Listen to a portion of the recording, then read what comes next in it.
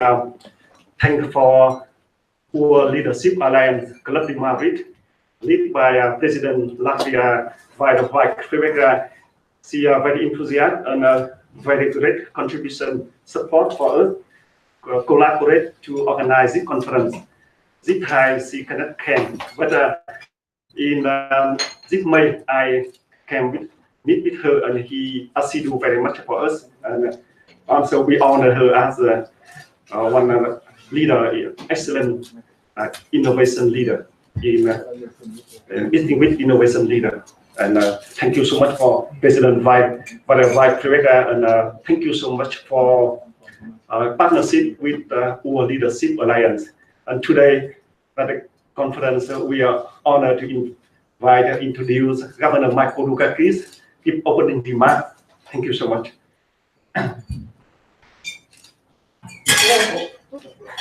Well, that's a good entrance. Sorry about that. Taught a class and she had a meeting on the North-South Rail Link, and here I am. So. Anyway, Tuan, thank you, and thank you all. Needless to say, Tuan's the guy that actually brought us here, helped to create this, and we've been at it now for, what, 4 or 5 years, and doing our best to bring public attention to bear some very important international issues. And we thank you all for being a part of this and working with us. I hope we're making a difference in a somewhat turbulent world these days, but I can't remember when it wasn't turbulent, so this is kind of par for the course. But we hope we can use our collective influence to damp down the turbulence and magnify the constructive solutions to some of these problems. And we thank you all for being here. And again, special thanks to Tuan for bringing us all together in the first place. I always have an interesting discussion with Tuan about the number of speakers. And I keep telling him we got to try to keep the number of speakers small and the number of discussants and the amount of time for discussion large. So we've kind of struck a compromise here. And we're going to ask Matthias Schütz first, since I think he has to be on a plane, to kick this off, and then Nasli and Mark Rodenberg and Joe Nye, which is a pretty good quartet. And then we're going to open things up to you guys, because that's the fun part of this. I'm a learner here when it comes to our AI. You know, I was a kid from Brookline who decided to go to a Quaker school outside of Philadelphia called Swarthmore back in 1951. I had never been out of New England. I didn't know a Quaker from a Shaker. And I found myself 9 miles southwest of Philadelphia with some of my classmates trying to figure out why the barbershops in Swarthmore, Pennsylvania would cut the hair of black kids at Swarthmore. This is back when America was great. And we decided to boycott the local barbershops, and I became a campus barber. I made my walking around money at Swarthmore for 4 years, cutting hair on the 3rd floor of Wharton Hall. Without a barber's license. Don't tell the barber board in Pennsylvania that, because I value my reputation for integrity, and this is one case where I kind of swerved a little bit to serve a greater cause. And I graduated in 1955, and 6 weeks later was being sworn in at the Fargo building in the United States Army. And with a motley group of 30 others from the Boston area, got on a train, went down to Fort Dix to do our first 8 weeks of basic training. And 3 days after we got there, we had what passed for a personnel interview. Another draftee who was a personnel specialist, so-called, who would spend about 5 minutes with us and then decide what we would do for the next 2 years. But at that time, some draftees who had been involved in active politics were being singled out if they were members of organizations viewed to be subversive, pinko. It was a whole vocabulary. And I had one friend who preceded me at Swarthmore and was also from Brookline, who was held for months at Fort Dix because he'd been a member of something called the United World Federalists, which was basically a strong kind of world government advocacy group. It wasn't left, it wasn't right. And I don't think I had decided at that point definitely that I wanted to go into politics, but it was in the back of my head. And discovered when I sat down for my interview that the guy who was interviewing me had a file on me. This is in pre-computer America. Manila file with every single political activity I'd ever engaged in at Swarthmore College. So the interview went something like this. So I see you ran a fundraising drive for the American Civil Liberties Union while you were at Swarthmore. I said, yeah, as a matter of fact, I did. And you were the chairman of Students for Democratic Action, which was the student wing of the ADA. I said, yeah. By the way, I was succeeded in that capacity at Swarthmore by a guy named Carl Levin, who served 18 years in the United States Senate, was the chairman of the Senate Armed Services Committee. And that's the way the interview went. Fortunately for me, he didn't recommend me for another non-discharge and decided to send me to Korea, which is okay. And it took us 10 years to find out where they got that information. Where do you think they got that information? Any idea? The FBI had a tap on the Swarthmore switchboard and was recording every single phone call that went through the place and then paying somebody to make notes on guys like me. Well, that was then. Here we are. On to our subject at hand. And let me begin by inviting Matthias to join us. And I'm going to sit and do some learning because one of the things that happened to me at Swarthmore is I decided to take physics and I got a charitable deed, decided to go into politics instead. So somewhat limited on the technical side of things, and always interested in learning and saying very little at events like this. Matthias, come on. Thank you, Governor.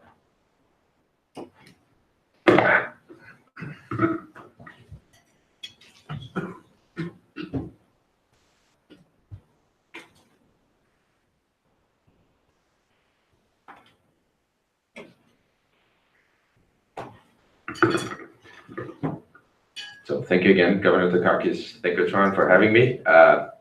Let me apologize right away. Unfortunately, originally this was scheduled for the morning, and when it moved to the afternoon, it conflicted with my flight. So after my presentation, I have to storm out, but I hope to be able to watch the videos of the other presentations and that way be able to maybe engage after the event today with you. What I'd like to talk about is ways in which we think we can ensure that AI and robotics technology will be used for the good of humanity. And I want to start with the punchline argument. AI and robotics technology will ultimately, I believe, require built-in ethical constraints to ensure that the technology is safe and beneficial to humans. The greatest danger I see with AI and robotics technology is from unconstrained machine learning, algorithms that have no constraints based on what they can and what they will learn, where the system can acquire knowledge and start to pursue goals that were not intended by the human designers.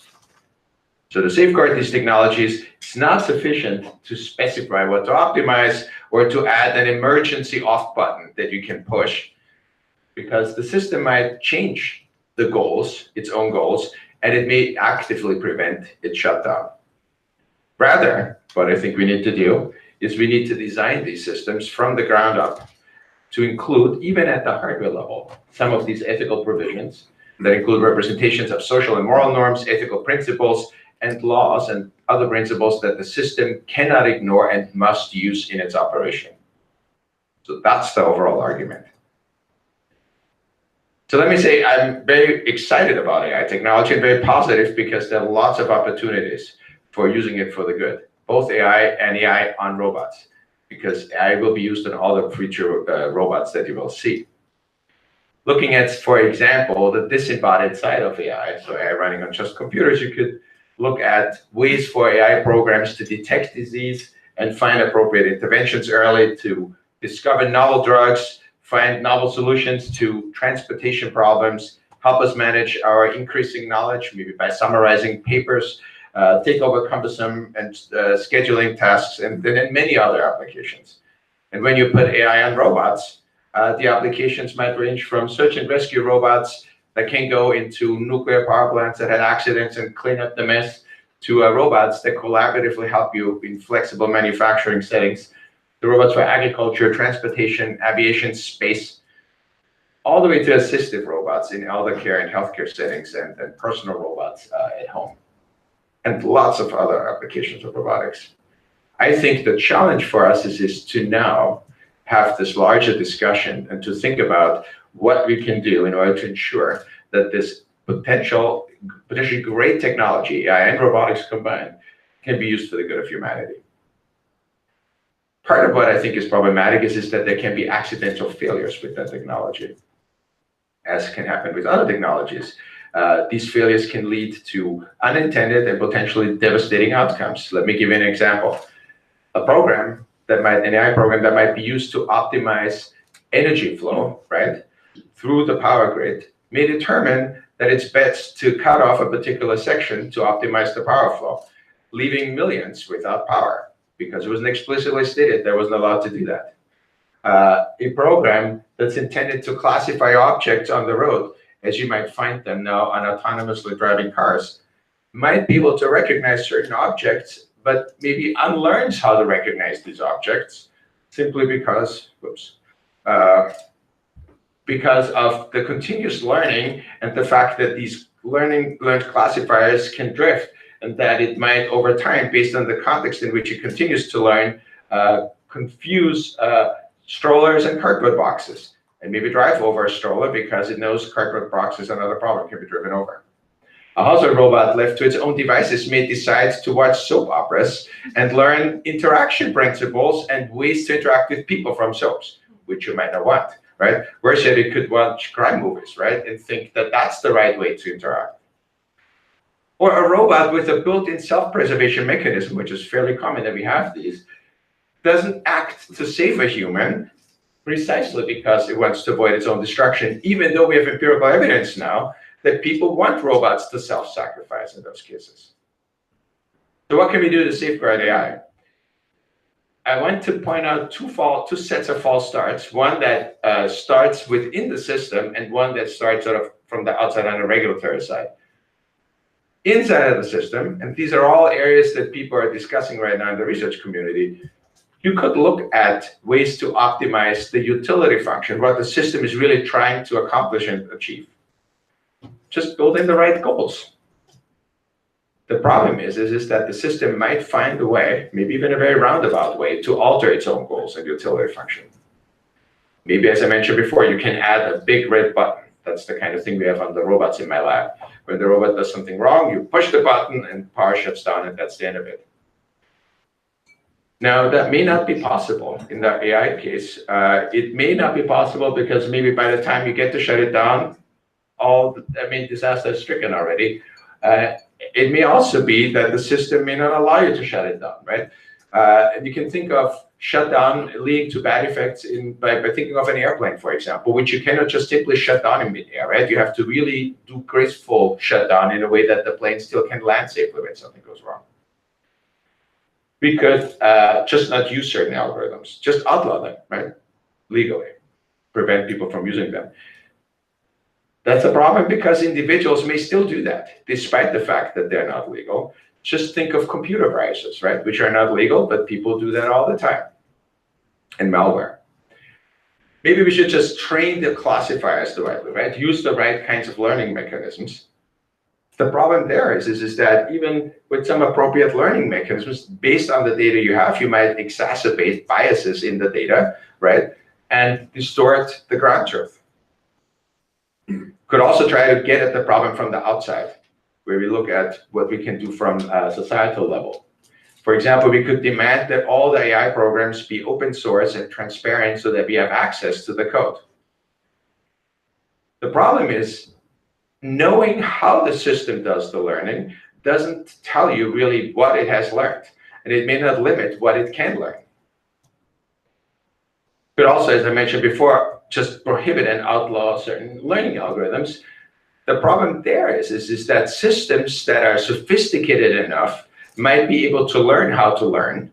So they might actually be able to read a book on the learning algorithm that you outlawed and then do it, right? Run that algorithm on themselves. Could pass national laws to just constrain certain types of AI systems. The problem there is that adversaries may still use those kinds of systems, and that might lead to a situation where we're severely disadvantaged, where we give up critical advantages. Or we may want to limit, maybe legally again, the applicability of AI to certain systems and domains. But the problem there is that in an open connected system, even if one computer is not allowed to run a particular learning algorithm, it might be able to tap into other networks that can. So what kinds of security features can we have in these AI systems then? In many domains, safety and security is predicated on the idea that it is not possible without significant monetary investment and sophisticated technology to abuse the system. Take, for example, currency bills, where we have security features that are really, really difficult to replicate. That's why that works. It's not a sure-proof thing, right? But it makes it very, very difficult and hard to produce counterfeits. Note that the AI technology is very, very different in that sense. It's very easy to run computer programs on any side of hardware. It's very easy to run AI software on almost any type of hardware. There's no technological hurdle here. Moreover, machine learning programs incorporated in the AI system itself might actually be perfectly legitimate and safe. It's the way the system is embedded with the rest that might be problematic. Or it could be the data that the system is trained on is problematic. That could then lead to configurations of behaviors that are not intended and unsafe and difficult, if not impossible, to detect. The best way to safeguard AI systems, in my view, would be to really build in ethical provisions directly into the learning algorithms, the reasoning algorithms, the recognition algorithms, and so forth. Right? So in the algorithm itself, you have the provisions. However, in general, we do not get to control that. I might do this, and I might program my robots to have these mechanisms, and that's what we do in my lab, but somebody else might not do it. Even if it were legally mandated, it can be circumvented and ignored. Hence, I believe we need to make the worst case assumption. The worst case assumption is that you have an AI program that is written for a particular purpose by an adversary whose job it is to disguise the program's ulterior malicious motives. And then your task is to determine, treating this algorithm as a black box, whether the system has gone rogue. And that can only be detected, I would argue, through ethical testing specific to that system's tasks and context. But the AI system may not allow you to test it. It may not want to be tested, right? It may not want to be detected, right? Think of a recent car scandal where the system was specifically developed to detect testing and then fake the results. So really what we have to do is we have to do ethical testing that needs to occur unbeknownst to the system. The system, it must be set up in a way that the system has no way of finding out that it's being tested when it's being tested. And that, I think, requires hardware provisions and a special virtual machine architecture that can ensure that these ethical violations can be caught in time. We've laid the overall framework out in a recent paper, but I can show you a schematic of what such a system would look like. This is sort of the lowest level of the computing hardware with a minimal operating system.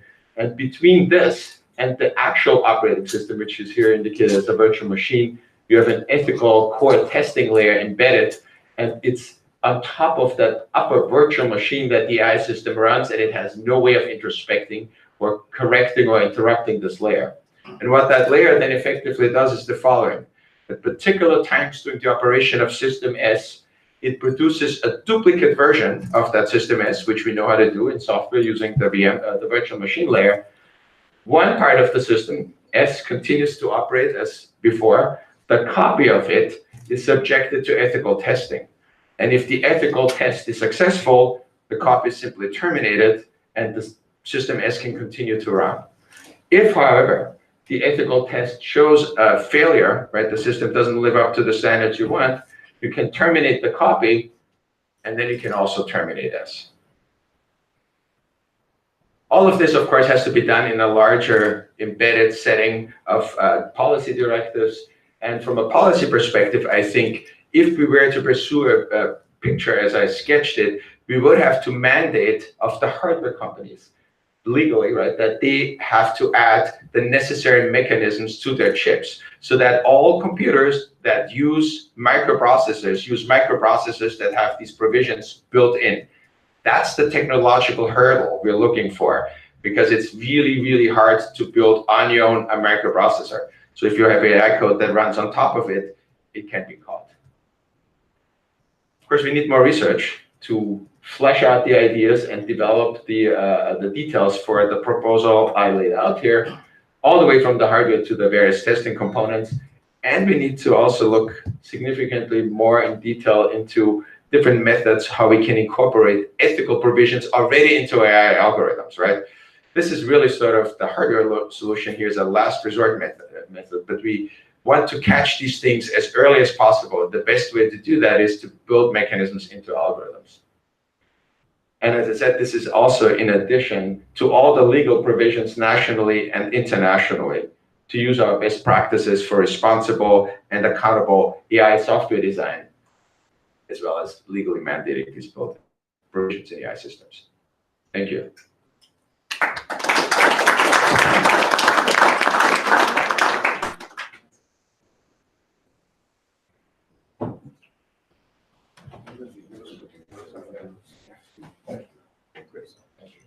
Okay, Nasli, how are you?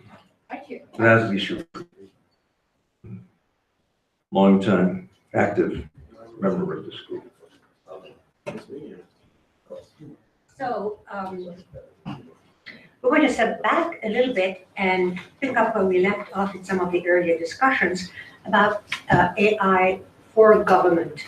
And in this context, I'd like to draw your attention to a book that Michael Dukakis and his colleagues are putting together on the theory, pragmatics, and maybe possibly implementation of AI for government.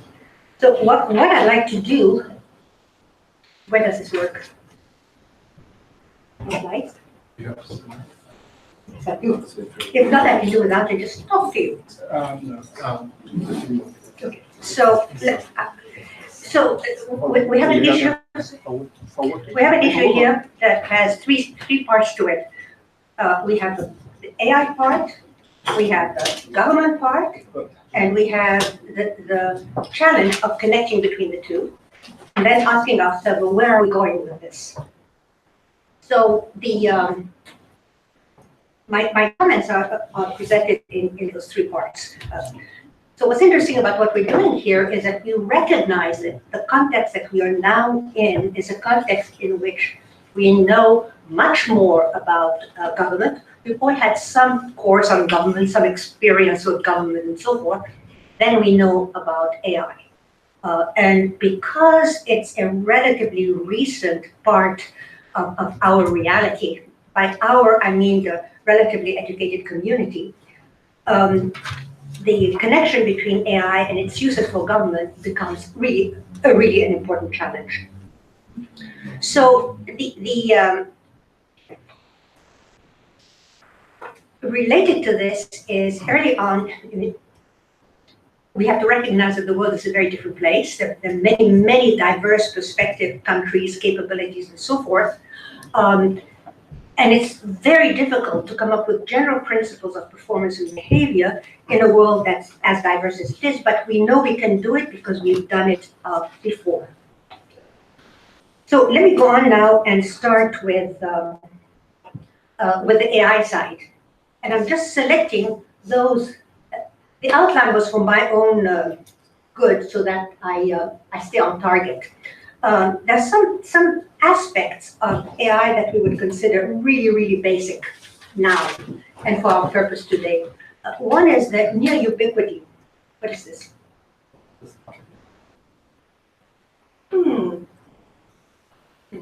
Well, let's see if we can do this down. Yes, that's the outline I wanted to work with. And we're at number 2, having to do with, let's look at AI, power and pitfalls for our purpose. So we've done that. I'm sorry, on the context, a reminder of the differences in capabilities. And I picked up robots because they're fun. And And this is a reminder of the diversity of the world that we live in, and that we have to remember that the freedoms of whatever capability we're talking about is varied throughout the international system. And that's part of the context that we're dealing with. So now we turn to AI. You know all of this, but each one of those carries some important implication. We know that there's near ubiquity in the use of AI in almost all aspects of industrial societies. And we know that many forms, manifestations, etc. We also know that there's a very diverse technical community. And then when we talk about ethics of AI, we recognize that usually, with the exception of our first speaker, scientists and technicians working in AI don't have ethics as a primary objective. They just want the machine to work and to do something interesting. It's not part of their job description. But there are two important aspects of the AI world that are absolutely fundamental for our purpose. One pertains to data, and the other pertains to algorithms.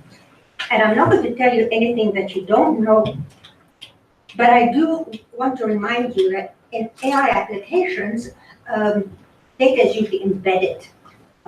And it's very difficult to get a handle on really what is a database, not really transparent, unlike usual statistical applications where you know what the source is and so forth. This is kind of important because if data, which is what we expect will be relevant to AI for government, then we have to have a sense of whose data, how is it embedded, etc., etc. The issue of algorithm is more interesting and more complex. There are values embedded in algorithms. I never thought of an algorithm as having values. I was so grateful that the algorithm works, whatever algorithm I was using. Still think about the value part of the implications. Values embedded in the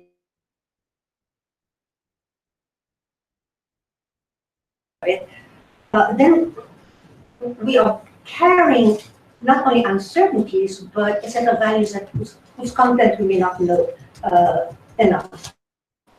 Now, for most industrial applications, probably values don't matter. Just get the thing going, and that's all that matters, as long as the plane doesn't crash where it finds shape. But in the domain of government or governance, values become very important if they're embedded in algorithms. And at that point, the issue of transparency becomes important. And it's kind of thorny because the last thing we want to do as non-AI creators and technicians is to delve into algorithms. We want to be able to have a sense of what's going on without having to become really an expert in the area. This raises the question of where are artificial intelligence innovations happening? I can't vouch for this, but I found it very interesting because of the gradations and of the places that stand out as having high innovation. I was a little bit surprised at the distribution of the dark colors, but this is just as a reminder of the diversity in which we're operating. Now let's turn to government. And without doing a play on words, government is the mechanism through which governance operates. And the AI for government brings out the, one more time, the diversity that we're dealing with. This is the distribution of in countries by degree of economic freedom. Diversity. Now, the message here is the greens are the good guys in open, and the darker colors are not, in terms of control of government of economic activities. This has nothing to do with efficiency, or performance, or anything. It's just that element. And the reason this is important is that it's really relevant to remain in touch with the realities that we're dealing with when we talk about general principles of of government to which we want AI to help us. So standard political scientists think of government as having to deal with the stress or the ratio between the loads on it and its capabilities to perform functions. And there is some kind of consensus among political scientists that at the generic level, not the specific institutional level, but the generic level, for a government to be operationally effective, it has to have a set of capabilities which are listed here. This comes from Almond and Power, published in 1966, but provided us with a framework. So if we are applying AI to government functions, these are the generic functions. I've added security because they hadn't introduced it there. And we're familiar with each one of these. It's just written listed in a generic, not operational, not idiosyncratic term. So with that, we keep in mind that whatever governments have to do or want to do or can do, have the capacities to do, there's something else that we really have to consider, and that is the matter of rules. Rules have to be made, they have to be communicated, they have to have agencies to implement them, and on and on and on. At the operational level, then, the interface between AI and the government capabilities becomes the scotch tape that keeps them both together.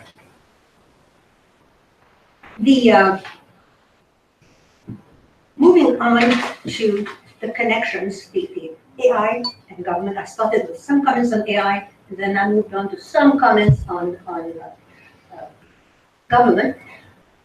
And a reminder that the gains to government from AI are generally thought of, more efficiency, more consistency, better monitoring, and better possibilities of alignment in performance and goals, plus lots of others. This is, just a reminder.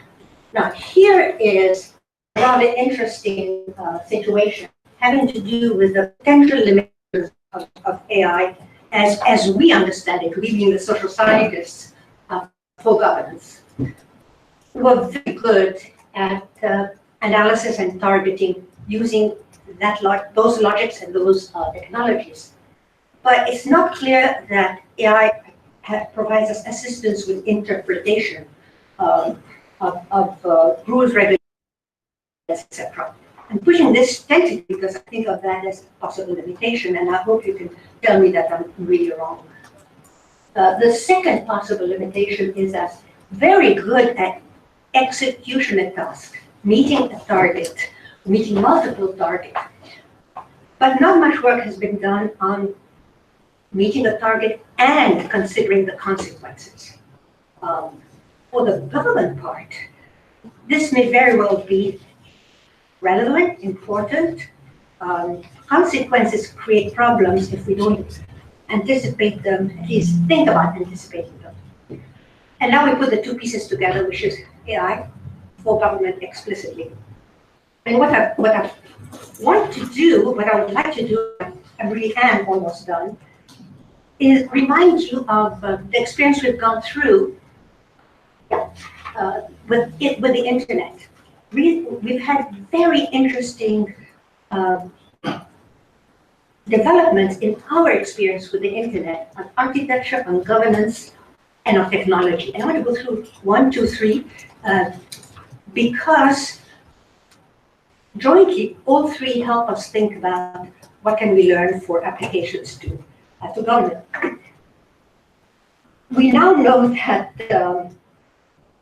the values that those are constructed, designed, developed the protocols for the operation of the internet drove the architecture.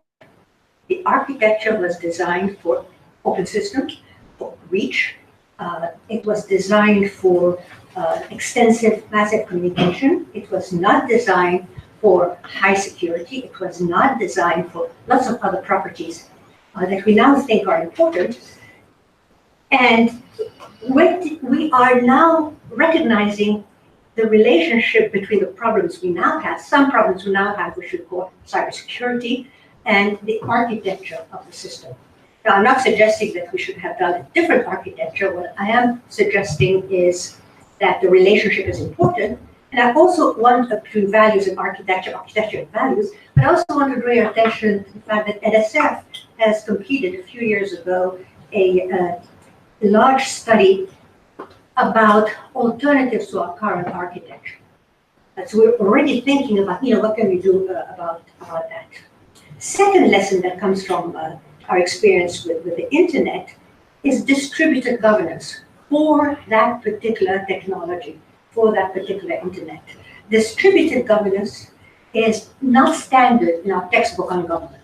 Textbook on government is usually hierarchical, blah, blah, blah, blah, blah, blah.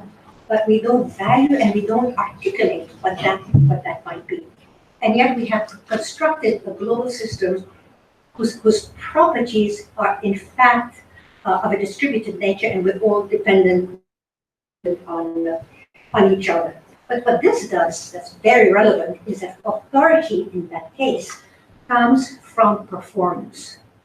So performance is a check on whether you're legitimate or not, whether there's authority or not. And then the third and last lesson or experience or insight you might get from the internet situation has to do with technology specifically. And that is the innovations in distributed interactions for a particular purpose that we now call, example is the public ledger. Transparent, overt, available, possibly very scalable, and may have potential for how to democratize.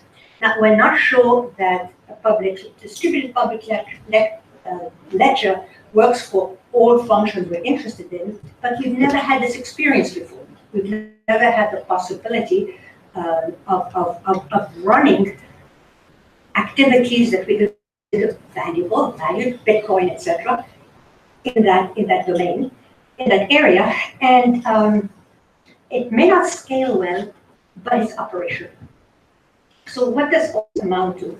It amounts to bits and pieces of what we might want to seriously consider when we begin to think of the prototypes of AI for government.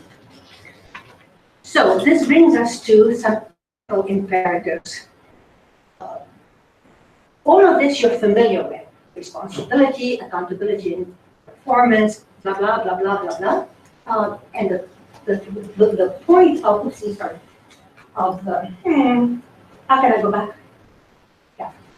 No. There are 3 points here that are not part of the usual. One more. Yeah, right here. We usually think about AI for something, but we may very well have to think about the provision of human oversight. It doesn't undermine the technological imperatives and the technological underpinning, but I, for one, am not comfortable enough to eliminate the human oversight. I'm not quite sure how it's to be done, but so then there are 2 footnotes here. So far, I haven't used the word feedback, and I don't think that the previous speaker also mentioned the word feedback. But in a government context, the feedback relation, the feedback dynamics between the demands on government and pressures on government and the potential corrective mechanisms by government, that feedback loop is one in which we could possibly be able to innovate improved responsiveness by government. And then the last point is trying to, it is imperative that we find ways of preventing the excessive centralized control of any entity in the use of AI for governance. So, what does this, let's see. What next? Where are we going from here? A reminder. In the world out there, there really is something akin to what we used to call an arms race. It's a competition, global competition for AI-related leadership.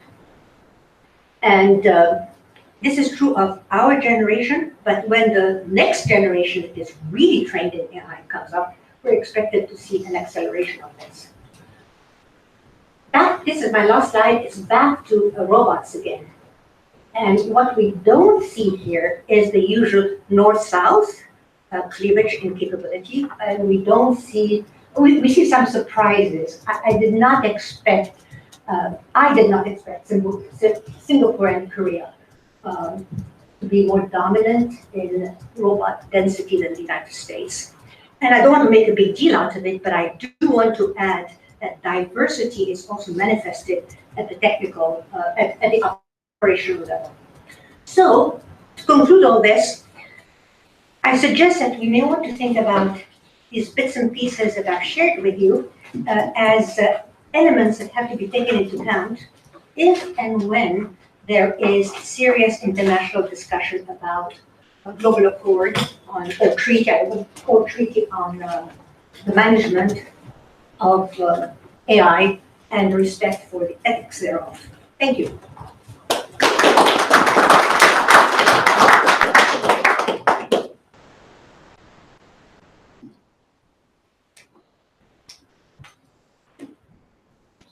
I think the Rotenberg family has been a part of my life since I started in politics. And Mark, have we met before this? I don't think so, Governor. Well, You've they're met everybody else. they're everywhere and they've been enormously supportive. So it's a real pleasure to present Mark Rotenberg to you, who is, among other things, the president of the Electronic Privacy Information Center. Welcome. Nice to hear you.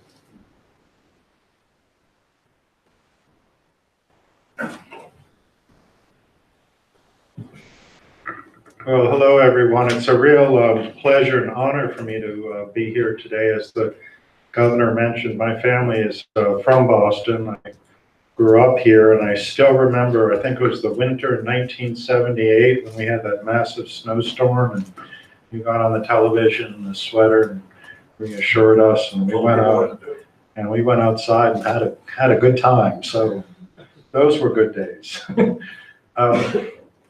I'm going to try to get through a lot of material quickly. When I heard that you were pursuing a global accord on AI, I was very pleased. This is an area which, do you have VGA? I don't have HDMI.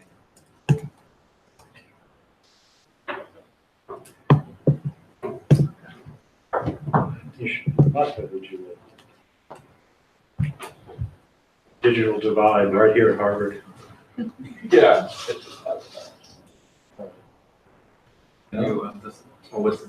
Well, it's a keynote. It's not a PowerPoint. Well, you have a Mac there. No? Yeah, one, but it's not the. Does anyone have a HDMI to micro HDMI Mac adapter? Actually, I don't know if it's active HDMI and micro HDMI. Okay, this might work. That might work. Isn't that HDMI?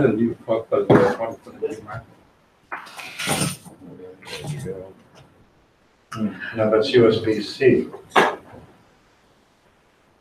Also USB-C. Oh, HDMI to micro HDMI. It's HDMI. That That's might micro work. HDMI.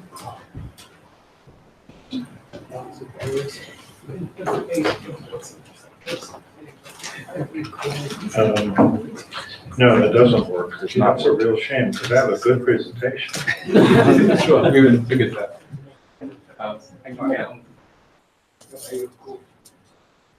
They have it. Okay, well, I don't want to take too much of your time. I'll just jump right in, and if we can get the slides to work, we will. But I'll begin by saying I started a organization about 25 years ago after I'd spent some time working for Senator Leahy on emerging technology and law issues, focused precisely on new privacy. No? Yes?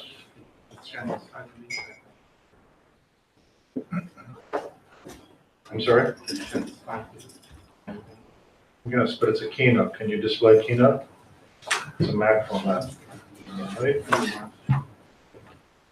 That USB? Oh, How do I transfer to you? email.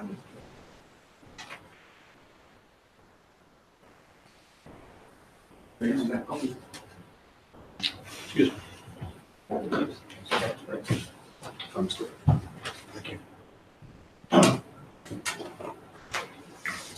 Yeah. You know it.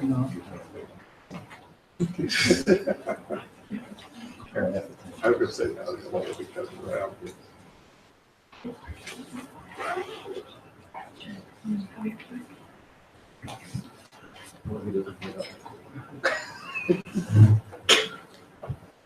That's why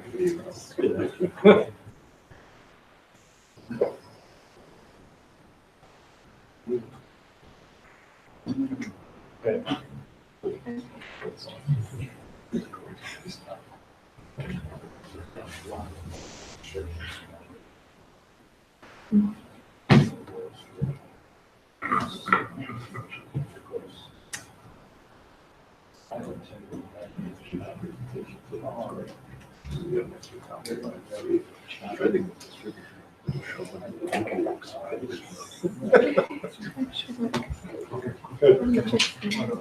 Sorry. Can we plug that in? Yeah, he'll get that, yeah. That's your.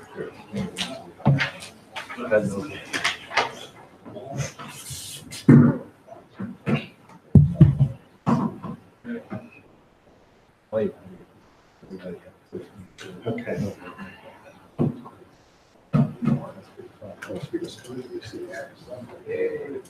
Congratulations. Yeah.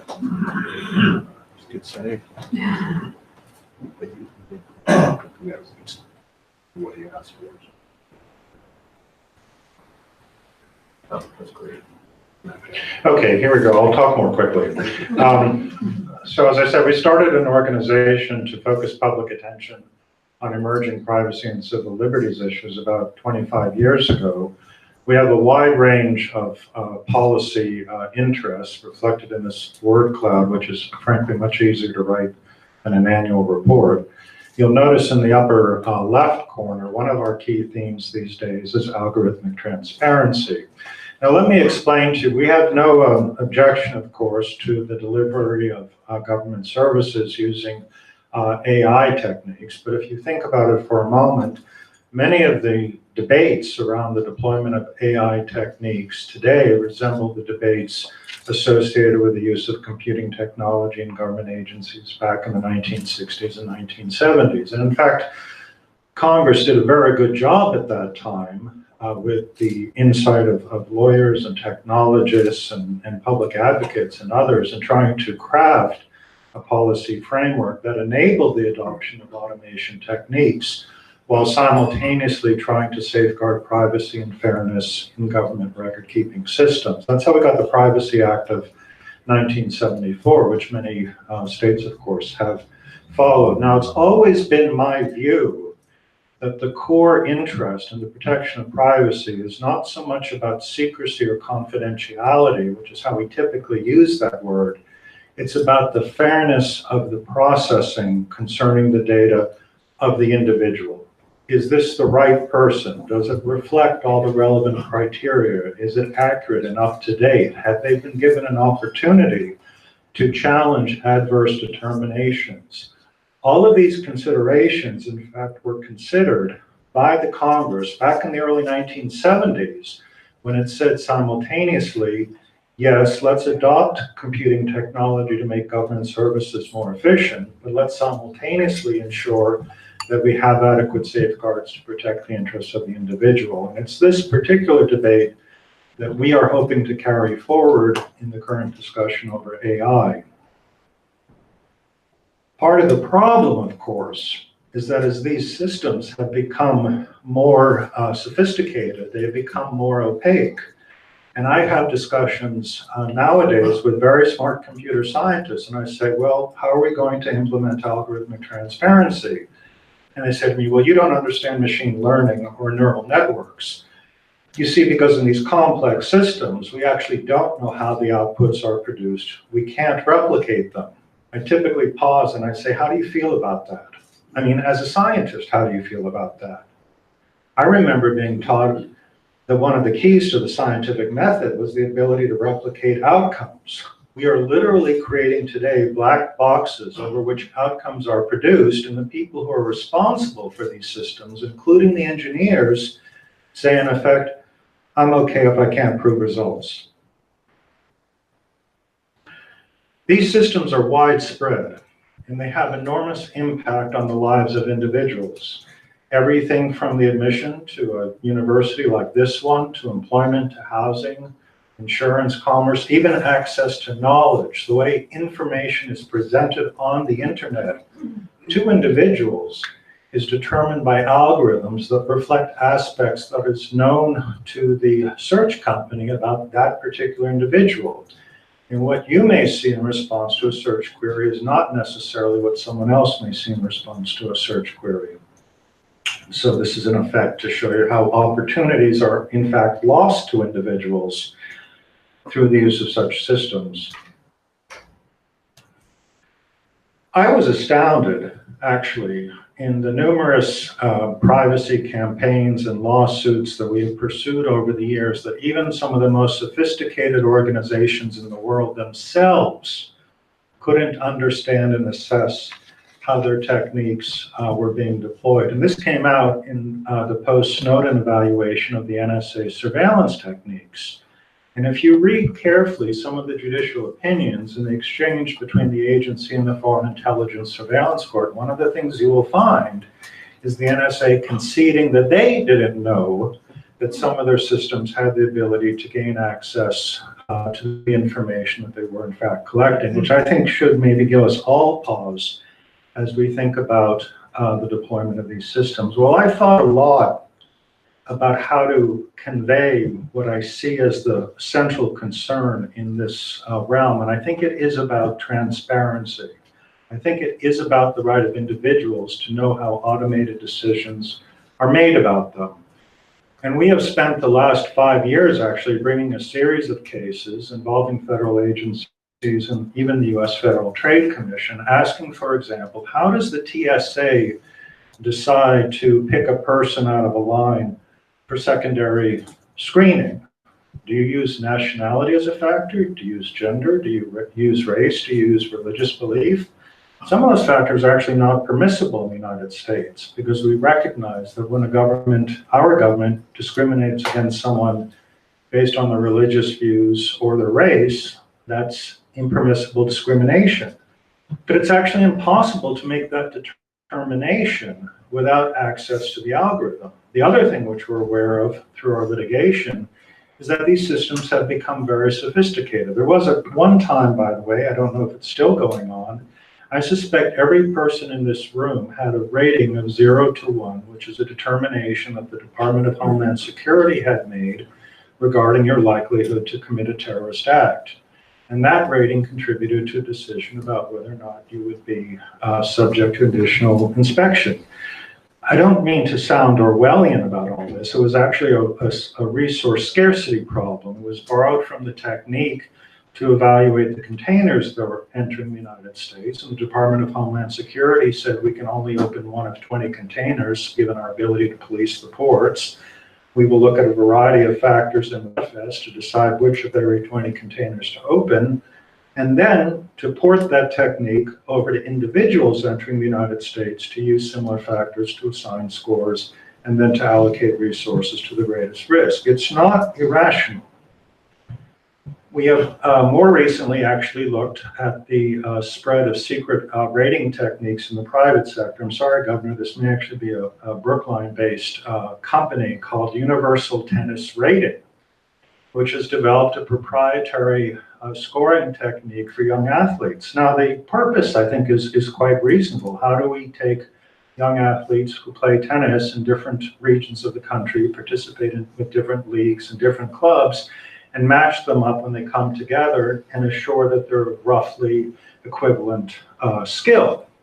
Now, in some sports, that's actually pretty easy. If we were talking about the mile, for example, we might say, well, if you can do a mile that's under 4 minutes and 30 seconds, you've qualified for this event.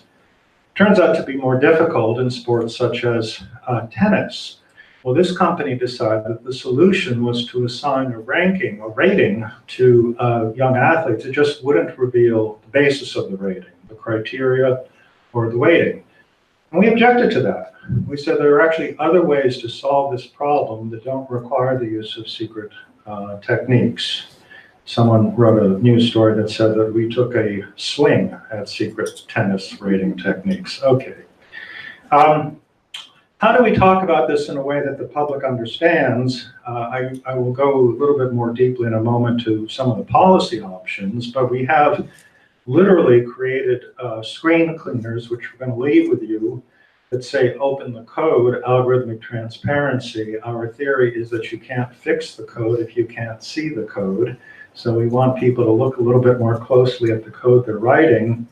We even have laptop stickers, Stop Discrimination by Computer and Secret Profiling. And the one that the geeks assured me was the most clever, although I don't still fully understand it. Bayesian determinations are not justice. Some of you are smiling, so I guess they were right. One of the other initiatives that we've undertaken, apart from the cases at Epic, is try to get the administration, which is now focused on the issue of AI in the US economy and AI in the US government, to create a public process that will enable public input into the policies that the United States produces. So the White House in May held a closed-door conference. They invited some business groups and agencies, and they created a select committee on AI, but there was no mechanism for public participation. We were actually surprised by that, because when President Obama undertook a similar initiative on big data, he was quite purposeful in trying to enable pathways so that the public could express its views. So we wrote a petition that was joined by the American Association for the Advancement of Science, the ACM, the IEEE, most of the leading scientific societies in the United States, to the OSTP, and we urged public mechanisms for public participation on AI policy. And you see here the beginning of our petition. By the way, it's still open for signature. If you're interested in this, this is something we're always trying to push forward. We've continued to raise this message with the United States Congress. We think algorithmic transparency will be key, as well as public participation in policy formulation. Now I want to turn to the sort of the deep policy part of this brief presentation. And that's the opportunity that I believe is presented at the OECD to pursue the governor's recommendation for a global accord. I was very pleased to see, in fact, that earlier this year, I believe you had the Secretary General here and gave him an award. He's done outstanding work both to promote policy process with many of the leading economic countries around the world, and to encourage the participation of civil society. So we've brought many experts from academic and other communities to the OECD. The organization is also well known for the articulation of policy frameworks to address emerging challenges. These are typically 8 or 9 key principles, followed by an explanatory text that member countries support and can then be translated into national law. The OECD itself has no legal authority, but these well-developed principles have oftentimes been adopted by countries around the world and have framed legal rights and responsibilities. Perhaps the most famous is the OECD Privacy Guidelines of 1981 that can be found in laws in the US and in Europe and Asia and elsewhere. But as you can see, they exist in other areas of IT policy. And the current initiative at the OECD is around artificial intelligence. And I would say perhaps the best articulation the OECD discussion so far has, oh, well, that's my friend Gary Kasparov. So he's the world champion in chess, wrote a very good book recently on AI called Deep Thinking. He's also working in support of the OECD initiative. But what I wanted to draw your attention to is this set of principles that was put forward by the Japanese government in the context of AI policies for R&D, which have received a lot of interest, and consistent with the OECD guidelines, the Japanese government is looking to a set of simple principles that can be broadly understood and then implemented through law, through professional guidance, through industry standards. There is a positive vision in here. It is one of collaboration, but it is also one that recognizes risk and talks about transparency, controllability, safety, security, privacy, ethics, and then outreach to users, individuals, consumers, citizens who are ultimately impacted. The final point I want to make is, I think there is some urgency to this issue. I think for those of us who've been working in the field of technology policy, there's a sense almost that time is accelerating, that deployment takes place more quickly, and that the gap between informed government decision-making and the reality of our technology-driven world is increasing quickly, very quickly. And this gives rise to at least two concerns, and I want to leave these with you in addition to these really cool screen cleaners. The first is what we already know about the direction that the Chinese government is taking. And again, this is very rational.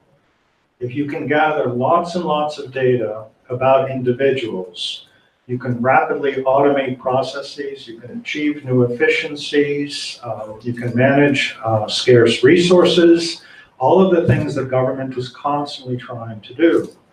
What China is driving towards is a system where every single person has a number assigned, aligned with the interests of that government, and the benefits to the individual are proportional to the number. And joining the scoring system is the rapid expansion of data collection, because this is an unbounded technique. This is a story from just the past week. China's largest ride-hailing company, this is 90% of the market, by the way, is now recording in-car audio during passenger trips. The largest manufacturer of drones in the United States market is DJI, which is a Chinese firm, by the way. Now, if you're concerned that I'm sounding a little too nationalistic or anti-China, I actually have a warning, and this is my second warning to you, to the Chinese. I think the great risk here for all governments, even those governments that strive for efficiency within the boundaries of a constitutional democracy, is that they will ultimately lose control of these systems. And that is the warning for us from 2001.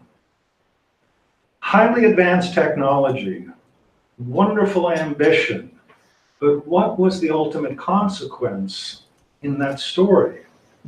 Sorry, David, I can't do that. I can't let you out of the pod bay.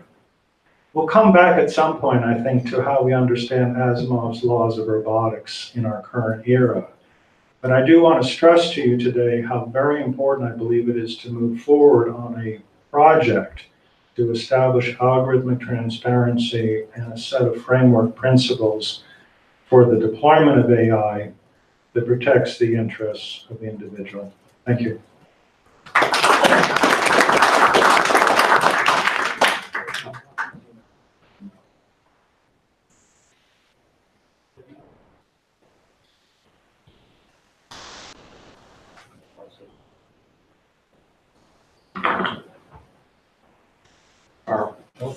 Our fourth speaker is Joe Nye, Joe Moreau, who's been a stalwart supporter, participant, and creative leader in this little effort of ours. Great to see you.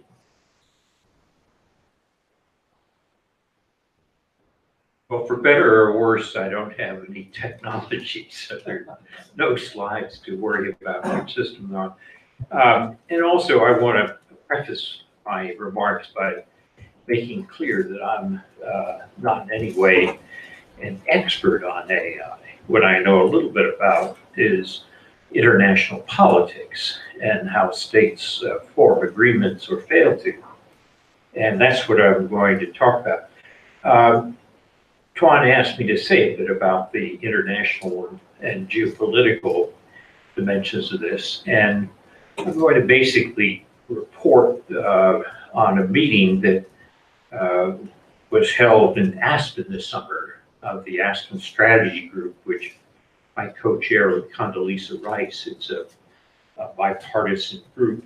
And the topic was the international aspects of AI.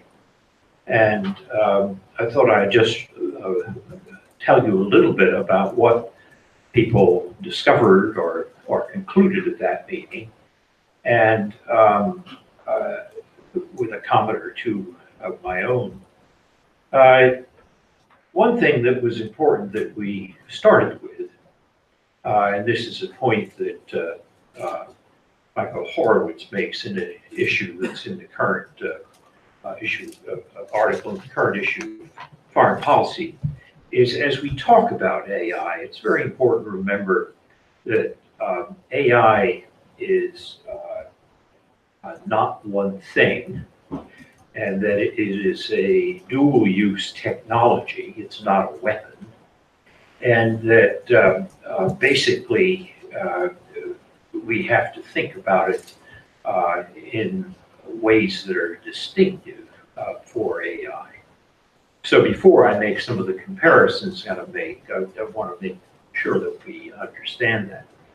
We started out in the discussions at the Aspen Strategy Group about asking how was AI going to affect competition between countries, the global balance of power, and the international conflict, and so forth. And there, a great deal of attention has been drawn to the US-Chinese competition in AI.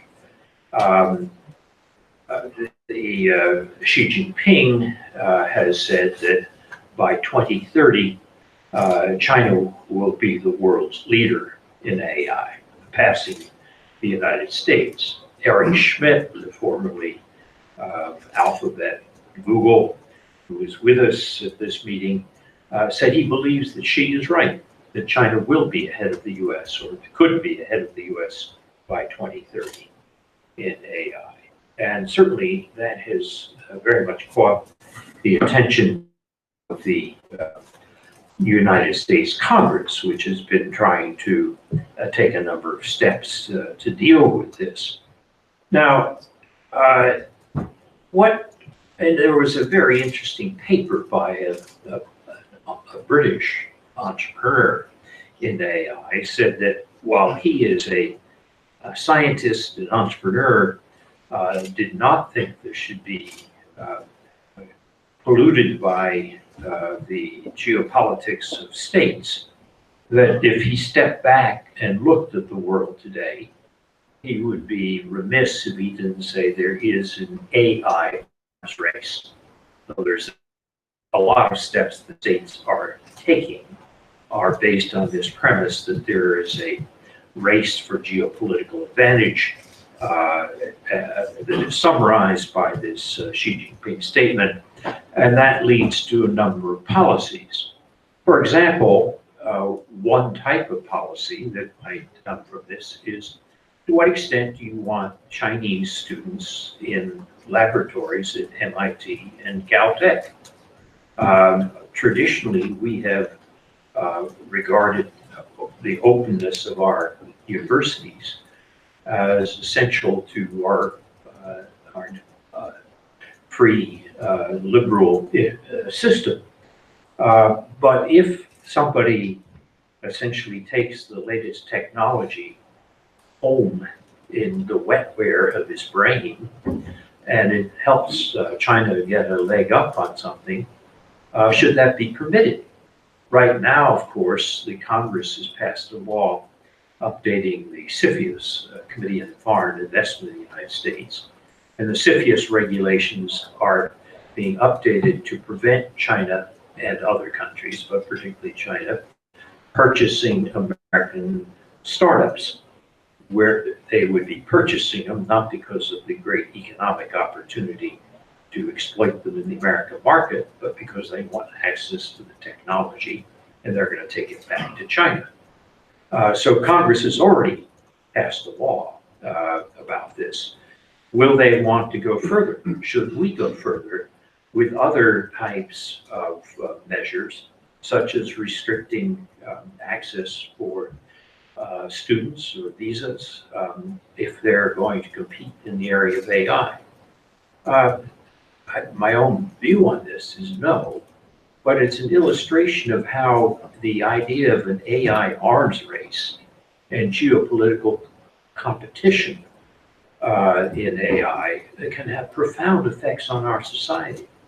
I mean, of what we think of as a free and open university structure. So on that, I might give you a quick summation of whether people thought this prediction was going to occur, that China will be ahead of on AI by 2030, as Xi Jinping has expressed.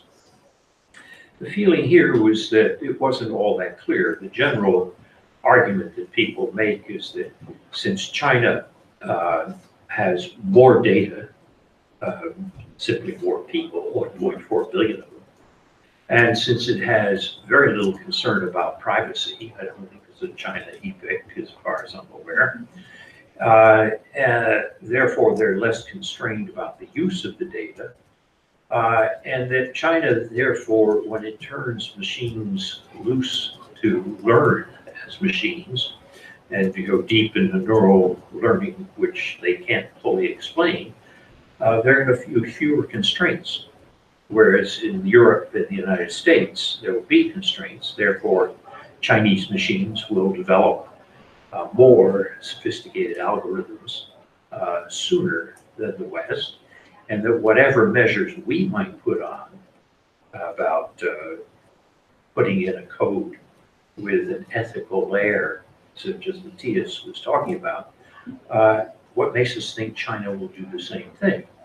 And if it doesn't, will then China have this geopolitical advantage? The right post to that, or the opposite view, was the Chinese might be particularly good at AI for certain purposes, let's say mass surveillance, to go back to what we just heard. It doesn't mean they're good at all types of AI. And the interesting question will be whether a centralized system like the Chinese system will be better than a market system which has many entrepreneurs who will try many things that don't work, but nonetheless one of those things will turn out to be extremely important. An example of this is shale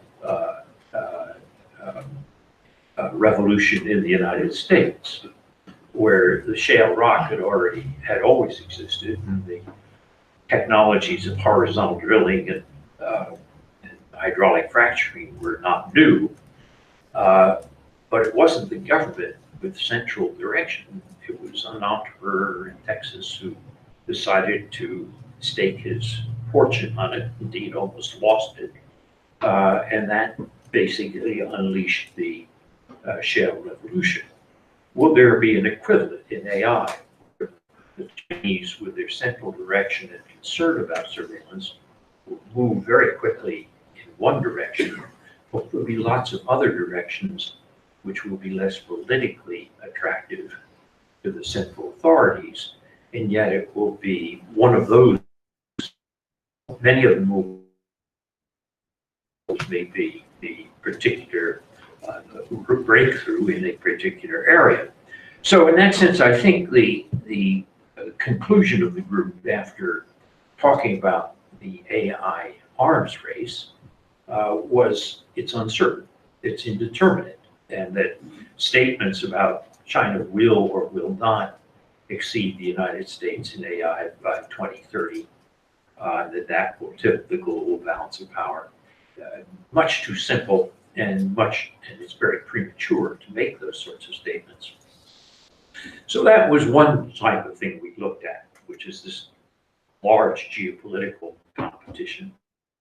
Another thing we looked at was the question of, which we touched on a little bit this afternoon, which is what about the idea of agreements or treaties which limited AI?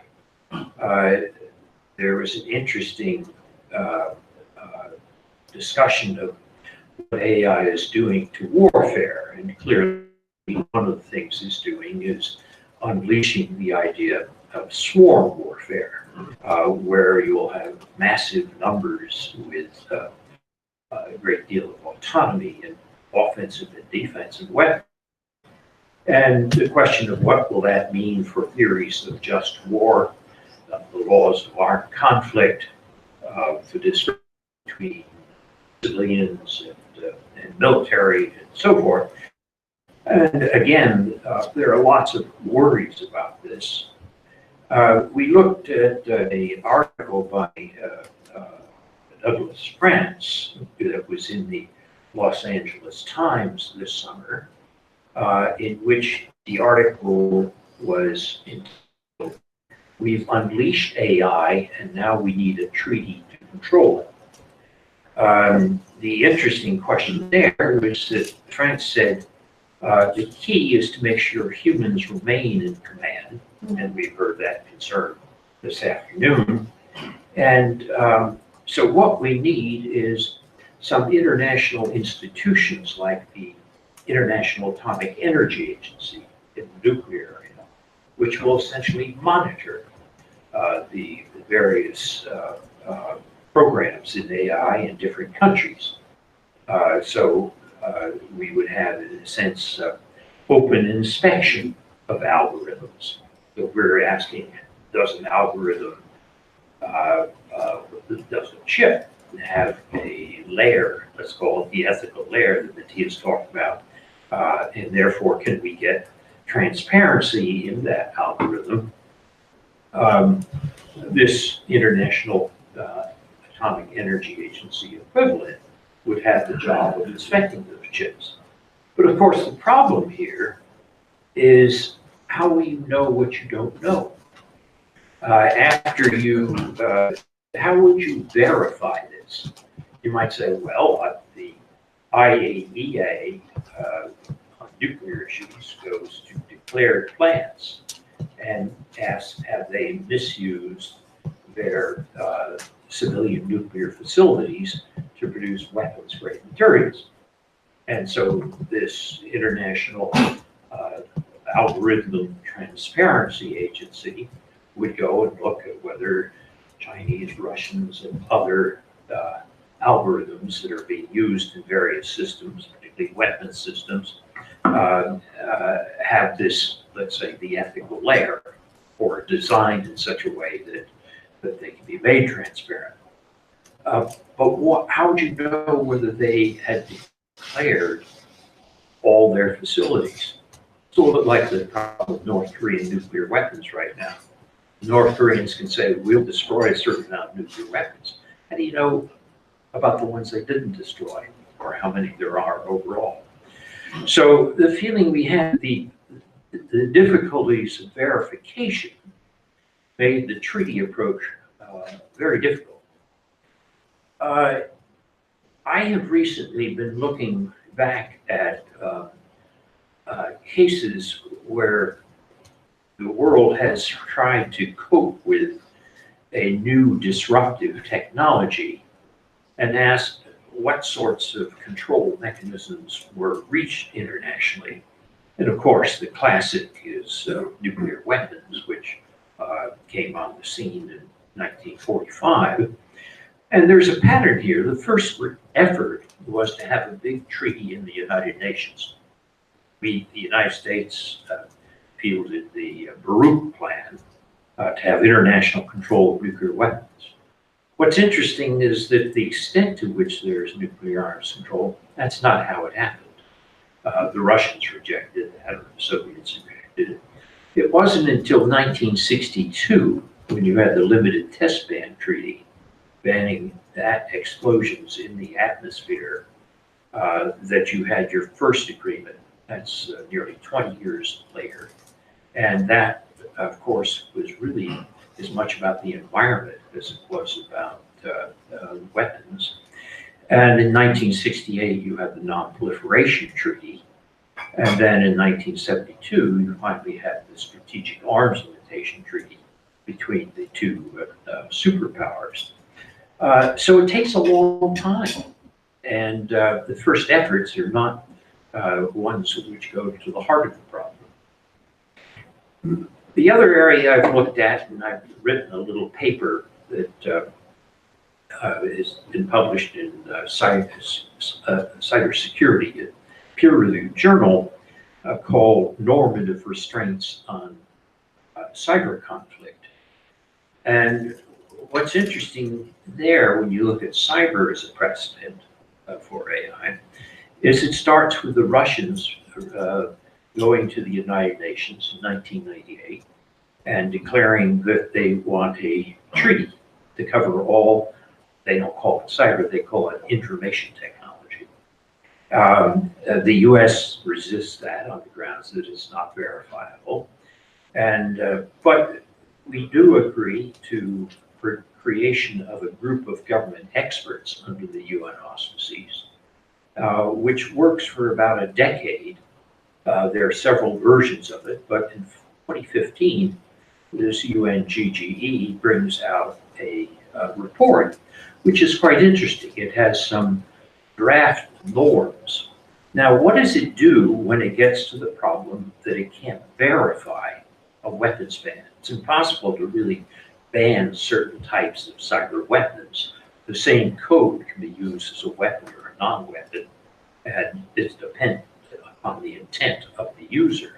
But you can't say ab initio, this is a weapon and that's not a weapon. So you can't say, here's a stockpile of weapons that you would ban.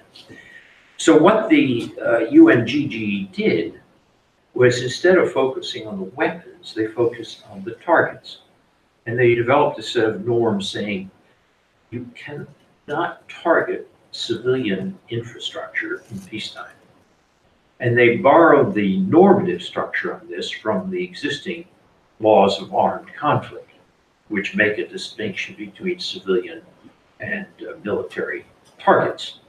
And that was enshrined in the 2015 report of the UNGGE, which was later adopted by not only the General Assembly, but by the group of 20 most important economies in the world. The problem with it is that Russia, which signed it later in the year 2015 as a Christmas present for Ukraine, interfered with their electrical grid and shut down Ukraine's electrical grid. And then, of course, in 2016, they interfered with our election. And so even though the Russians had signed this set of principles, it didn't restrict them from their behavior. And that then raises the question which I address in the paper that I mentioned, which is, why do states ever pay attention to norms? Why do they ever hold back? In other words, suppose we got a good set of norms for AI, why would states ever restrain themselves? And I found three basic causes of why states sometimes, obviously not always, sometimes are restrained. One is prudence, that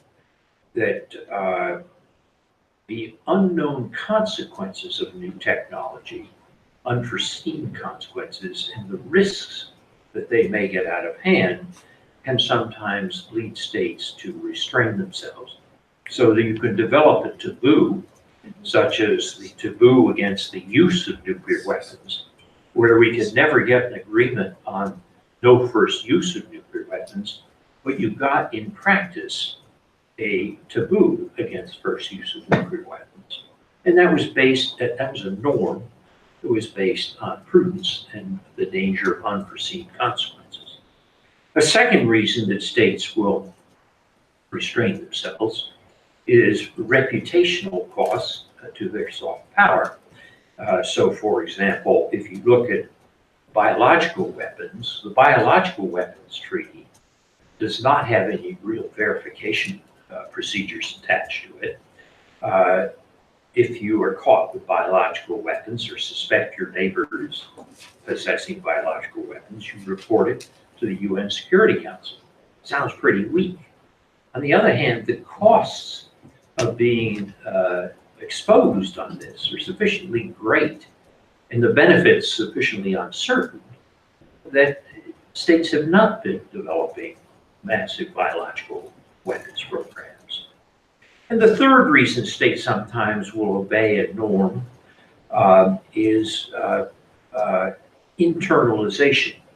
It may be that within their own domestic societies, a norm becomes popular.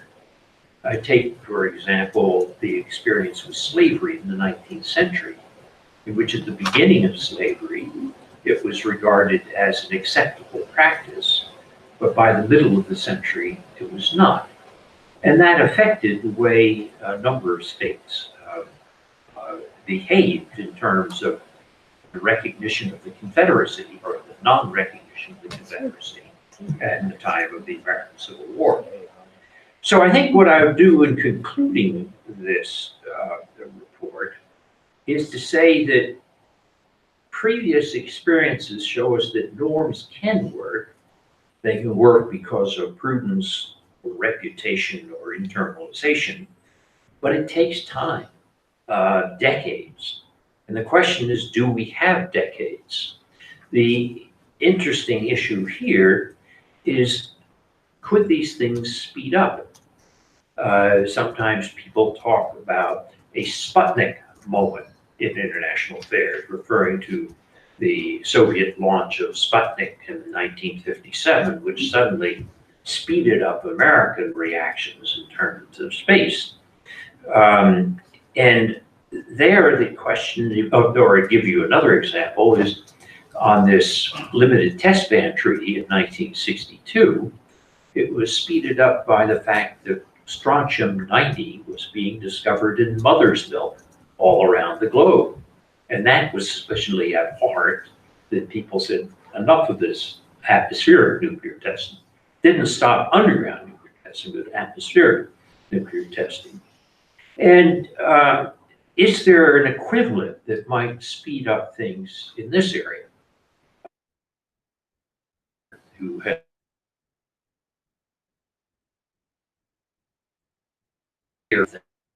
Bruce says what will change this is deaths. That right now, the loss of privacy, the loss of the inconvenience of malware, even ransomware, is bad, but not bad enough that people are really strict about hygiene. But he said, when people start dying, or in fairly large numbers, that might change. And the argument here is that when people start hacking in self-driving cars, and this causes a lot of deaths, that might lead to a very different attitude, a Sputnik moment, if you want, or a strontium-90 moment.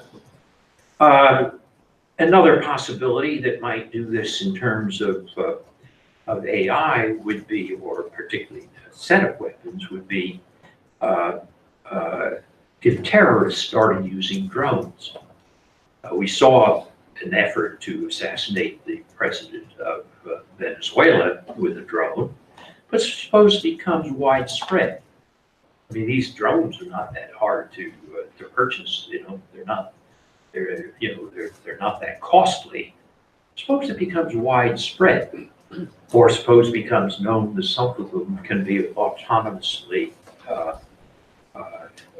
oriented. Would that change attitudes in a dramatic way?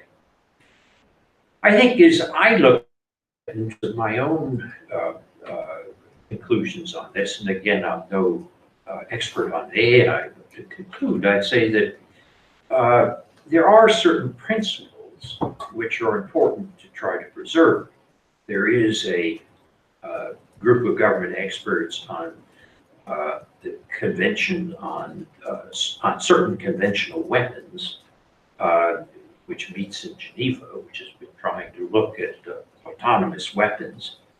I think that the types of things that we would hope for in the future is not a grand treaty, but various ways to develop norms. We've heard two very interesting proposals for a normative approach this afternoon. But the idea of human control of the loop remains important. The existing doctrine of the U.S. Defense Department is so-called man in the loop. That obviously has to be updated to human in the loop. But the problem is, what does that mean? And is it adequate? If you look at incidents like the shoot down of the KAL airliner in Hades, or the American shoot down of the Iranian commercial airliner, you can see that even when there were humans in the loop, systems provided information which led to large-scale deaths. So what are the ways in which you can try to create loops in which the humans can intervene at appropriate points? And that goes to what the American Navy is doing, which it calls graduated autonomy. Rather than creating a whole set of autonomous weapon systems, you make distinctions between situations where you want to reserve it for human pushing a button to situations where you are fending off a swarm of cruise missiles or drones attacking a carrier or whatever, in which you may want to have certain weapons which are largely autonomous and picking their targets and moving back and forth among the swarm of attackers. And so the question of how do you design that is important in difference. Similarly, you want to design for fail-safe systems which have expiration dates or limits. It's interesting, if you look at the Stuxnet virus, which was used against Iranian centrifuges, originally it was designed just to attack a certain set of Siemens controllers. Unfortunately, they played around with it and escaped in the wild, and the virus became more broadly available. But you can think of weapons which are very narrowly circumscribed in time or task, rather than, even if they're autonomous within those very narrow boundaries. And then I think most important is what we just heard from Mr. Altenberg, is that the degree of transparency in algorithms is crucial. In other words, the question of how do we know what's in these algorithms, there is always going to be the problem of have they declared everything. But nonetheless, the principle of pushing harder that more should be open and transparent seems to be a type of international principle that we would want to build into a code of norms if we ever get that far. So those are my conclusions from having spent time on this issue without being an expert, but putting it in the context of precedents in other weapon systems. And again, I would note that we seem to be at a very early stage of something which is going to take a good deal of time. And that raises the issue of, do we have that time? So let me stop there. Thanks.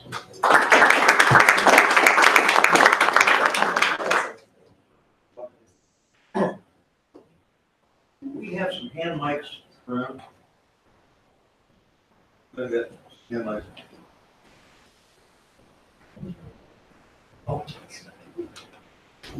Joe, thank you very, very much, and thank you all. Lots of food for thought. The usual concerns as we deal with these kinds of issues, but that's why we're here.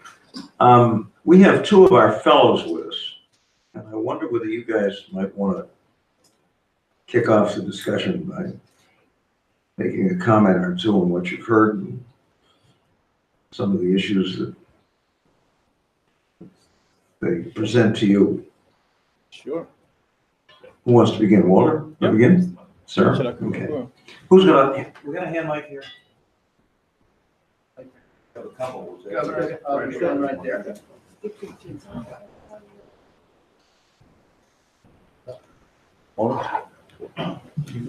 You go. Okay, so hello, I'm Walter Langelaar. I'm a Dutch person living in New Zealand. I've been in New Zealand for about 6 years now, and I think what's maybe interesting to mention, also in relation to kind of echoing several things that previous speakers also said, especially when Nasli referenced or commented on the differences in social structures or social cultural structures globally. While completely understanding Joe's perspective on the China example, in New Zealand, luckily, we have a very different situation. And for example, the AI project that I'm working on really benefits from an openness that is already instilled in a society, and where also, especially in today's context, similar to some of the topics that Mark was discussing, we have a different approach to these tools. So rather than talking about weapons, we talk about opportunities for implementation of artificial intelligence in government. And I don't mean to come across as naive, but of course, there are these more positivistic sides to explore as well. I think another aspect of that, which is really interesting to explore, is the fact that several of the examples that were talked about in theory, also again by previous speakers, I think many of these things we already have today. An interesting example is in the recent rollout of the GDPR in Europe, so the legislation surrounding, let's say the new privacy laws for people.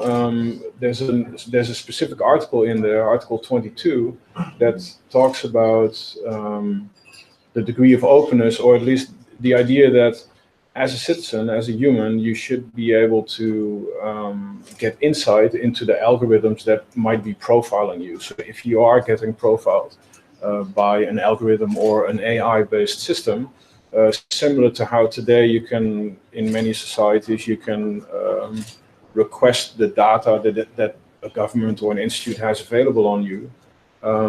In this new legislation, you may also gain insight into how these technologies actually work. You see legislation in New Zealand. This is the new European GDPR. Right. Yeah. So I kind of there's other examples like that, of course, globally at the moment. But maybe I'll just leave it at that for now. And maybe another speaker could comment on this as well. Sir? Sure.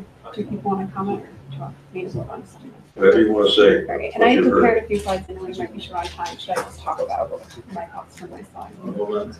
Yeah, maybe if we have time for the slides, then I can talk. Okay, well, Yeah. we've got a good general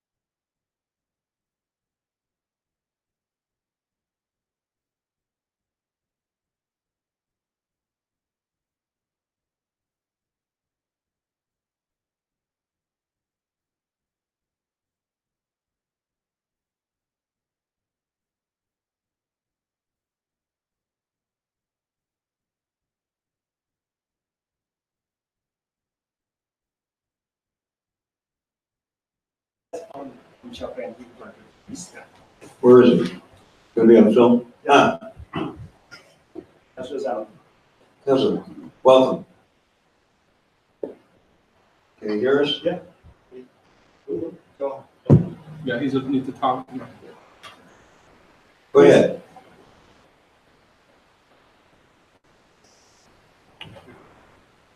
We're anxious to hear you speak. The audio and the You video. turn up someone to talk. Go here. Where do you want The audio and the video are both muted. it? Here? No?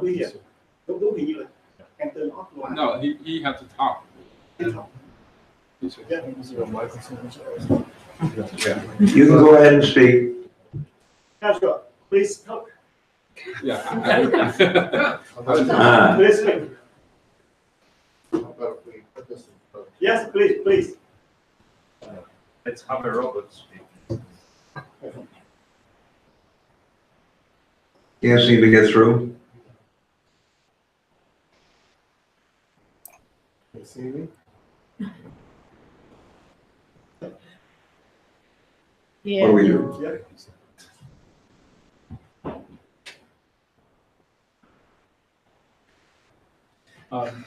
You can go ahead and I can connect with you. Yeah. Okay, so another people, he's related. Okay, all right. Other comments, suggestions? Yeah. Tell us who you are. I'm the Emilio Rabasa, General Consul of Mexico. Thank you, Governor Dukakis.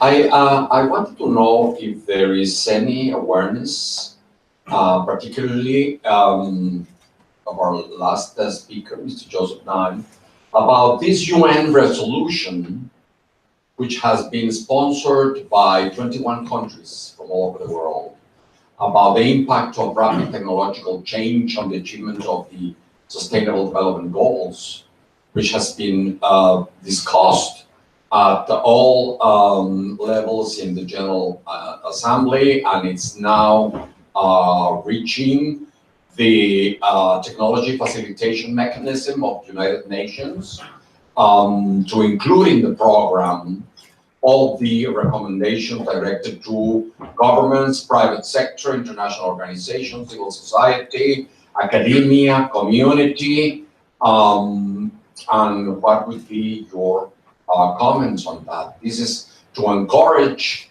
the forum and the commission to take into account the findings therein on this consideration. Thank you very much.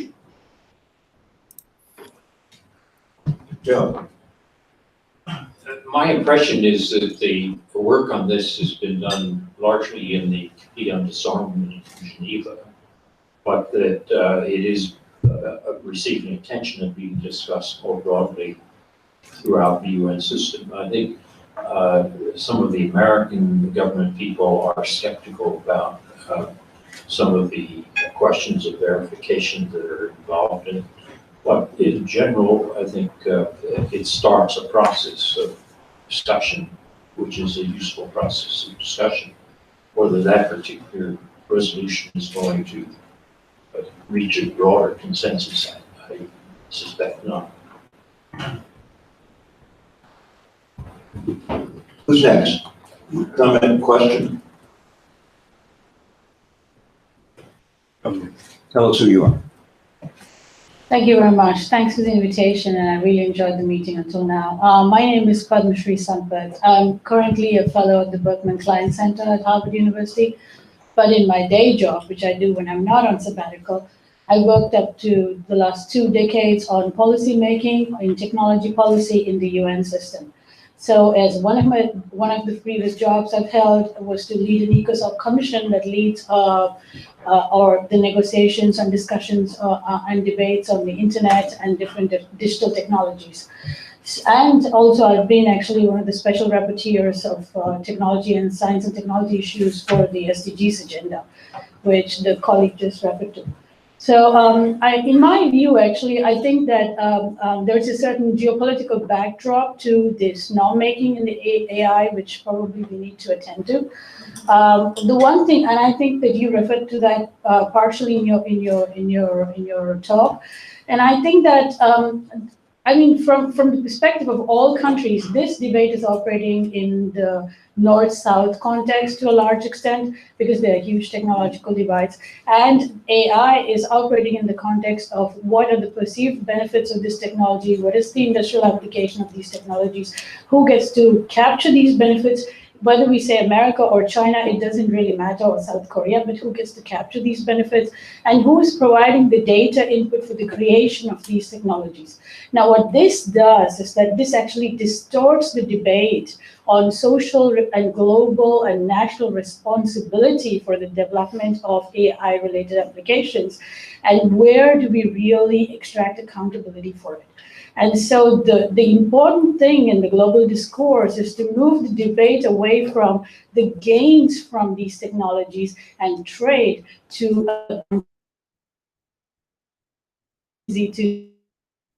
to take a different approach to rulemaking globally, so to speak. For instance, this discussion in the technology facilitation mechanism is an interesting example because I sit in this committee on automated weapons in Geneva, and they talk mainly about the risks of AI. But then by the time those decisions make their way to the technology facilitation mechanism of the SDGs, they become something else. They become about how countries need to collaborate and transfer technology, and for all gains in addition to monitoring the negative effects of AI.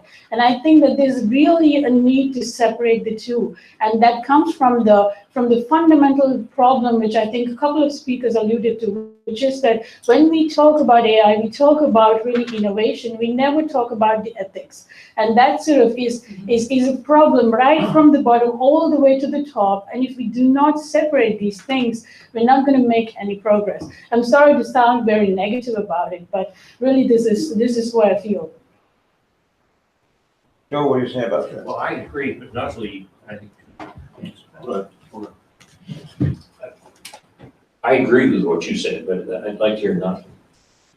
What I wonder is, can we think of any technology where the debates and the issues at the global level started with the ethics? The ethics kind of get tacked on. I can answer that. So if you take a look at the negotiations, for instance, on agriculture and food security, historically, if you take a look at the negotiations on agriculture, plant genetic resources, and food security, which also started after the Second World War in the United Nations, but it started from the perspective of ensuring the ethics and equality and access to everybody for genetic resources for food security. So now what we have is that although there's this huge movement with intellectual property, with the rise of plant genetic resources, biotechnology, and big companies, you still have a very strong ethical component to it, which gets co-discussed and which finds a place in this sort of political discussions. And that's not happening in the context of AI because people don't make the distinction between other kinds of digital technologies and AI. It gets sort of lost in this mishmash on digital trade, intellectual property, data protection. So it becomes a sort of a reflection of you're taking data from everywhere else. We don't have accountability of what data has gone into creating this AI. And now you're selling us this AI in terms of industrial application. And there are different kinds of market monopolies being created, and therefore we want to have a discussion about how to resolve that. But it doesn't become about what about the ethics of AI development. I'm not saying the former is not important. The former is very important because it increases technological divides. It also decreases the capacity of a large number of Asian and African countries to monitor these developments because they don't even know what's happening in these fields.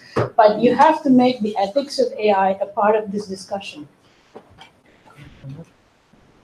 Go ahead. I think there's a further problem here in the sense that, again, from a social cultural perspective, it's even worse because Hold that mic close to you. The perception, the popular perception on what AI actually is largely especially the one perpetuated through the media is mostly wrong. So a lot of technologies now are being lumped together and they're being labeled as AI, but technically a lot of these things are actually not AI at all. Right. especially in the design field, if you actually make things today that use, for example, natural language processing techniques with a front-facing chatbot, or the thing that people tend to call chatbots, technically or theoretically, those things are not really artificial intelligence. And amplify that by Hollywood-fueled popular opinion, people seem to have this perception of what AI is and what it's going to do to our world.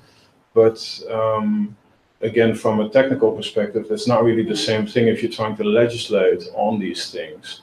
In the last meeting here, also Jason Furman commented on this idea that artificial general intelligence, or AGI, we're really very far away from that, and the thing that now gets called AI, again, in popular opinion, people think that's what they mean. People really think that artificial intelligence is already at the stages that it's going to be able to do all these things, but technically that's really still quite a long way away. Yeah, and I'm actually quite interested in also in circles like these to further unpack what we're actually talking about, because to label everything AI or artificial intelligence, unnecessarily problematizes certain things, and it confuses the discussion, I believe. Okay, I'm going to hold things for just a second, see if we can get our Japanese friends in here. Kazuo, you there? Yeah. Yeah. Great. I'd like to. My name is Kazuya. I'm in Japan. I'd like to add one thing to this discussion.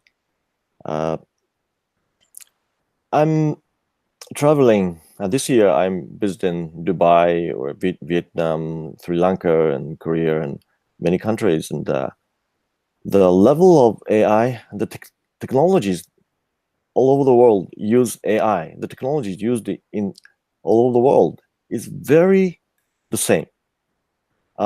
It's interesting, unlike the conventional IT technologies like, Google search and other things, AI technology is quite shared, because all the information and all the source code of the basic technologies are shared by the IT, like archive, the site of the papers. The most recent papers and technologies are shared by those sites, and source code by Git are shared. And so the technology itself is quite there. Everybody can use. And of course, as a matter of fact, right now, the state of the real business and real deployment is now just started in real businesses. And of course, some of the earlier, cyber services like e-commerce and others. There are a lot of use cases, but in general, the technology is quite different from conventional IT technologies. Everybody can use exactly the same thing. And so the important thing is everybody should to know what AI really is. And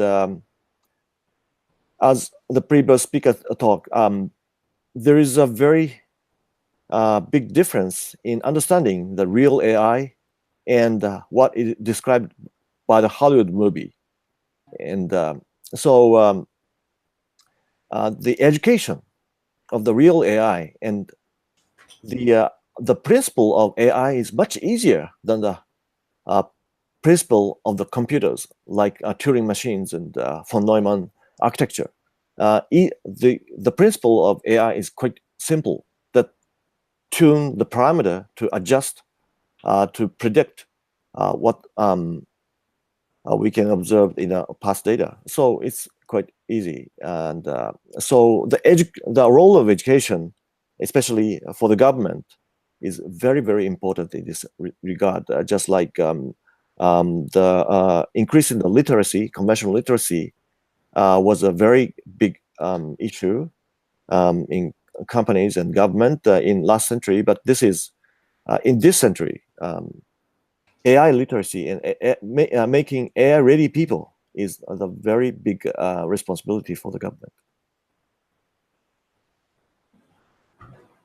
Mark, hold on.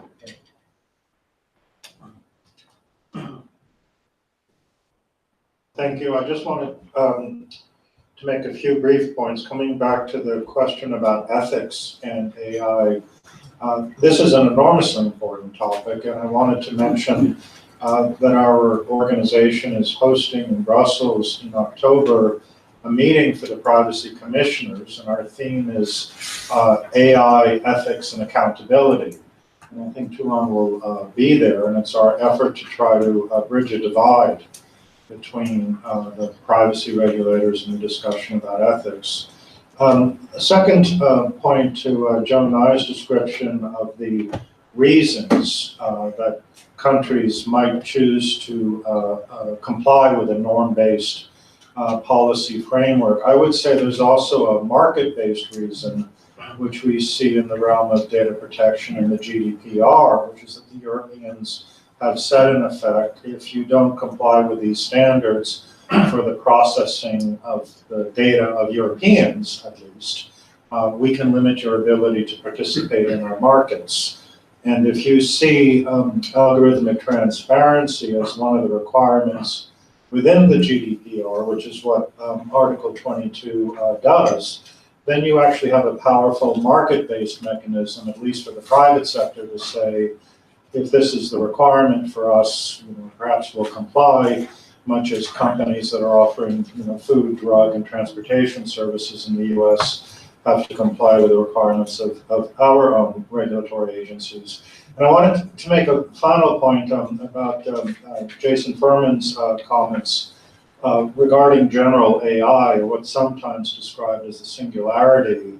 I agree that at this moment in time, this is far off science fiction, good material for Netflix episode. But I wouldn't underestimate that significant risk. If you think about issues like climate change, for example, we see a traditional curve, but with technology enabled dynamic, it looks much more like an exponential curve. And to the extent that machines do become smarter more quickly, that process is likely to accelerate. And so I think we need a good understanding now of what that risk looks like, even if the time frame today may be 20, 30, or even 50 years off. That could still be catastrophic.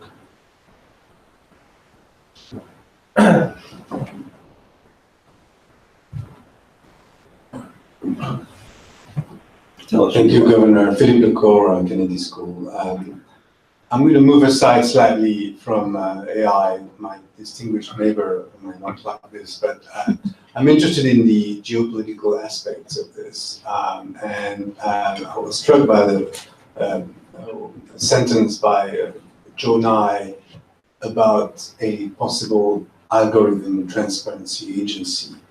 What if they have not declared anything? And I'm just wondering, thinking about the Sino-American relationship, or perhaps the long-term relationship between the West and China, whether things have not already been set. When you look at Chinese companies in the telecom industry, for example, Huawei in particular, the way they've been treated in Australia or in the US or in the UK, even in the UK, which actually was much more lenient perhaps than the others, they are basically assuming that Huawei is providing backdoor information to the Chinese authorities. So I'm wondering if people around this table have information about AI and how it could work, and whether this suspicion of what another country, I'm thinking of China in particular, what it would be like, and whether things have not already been said, that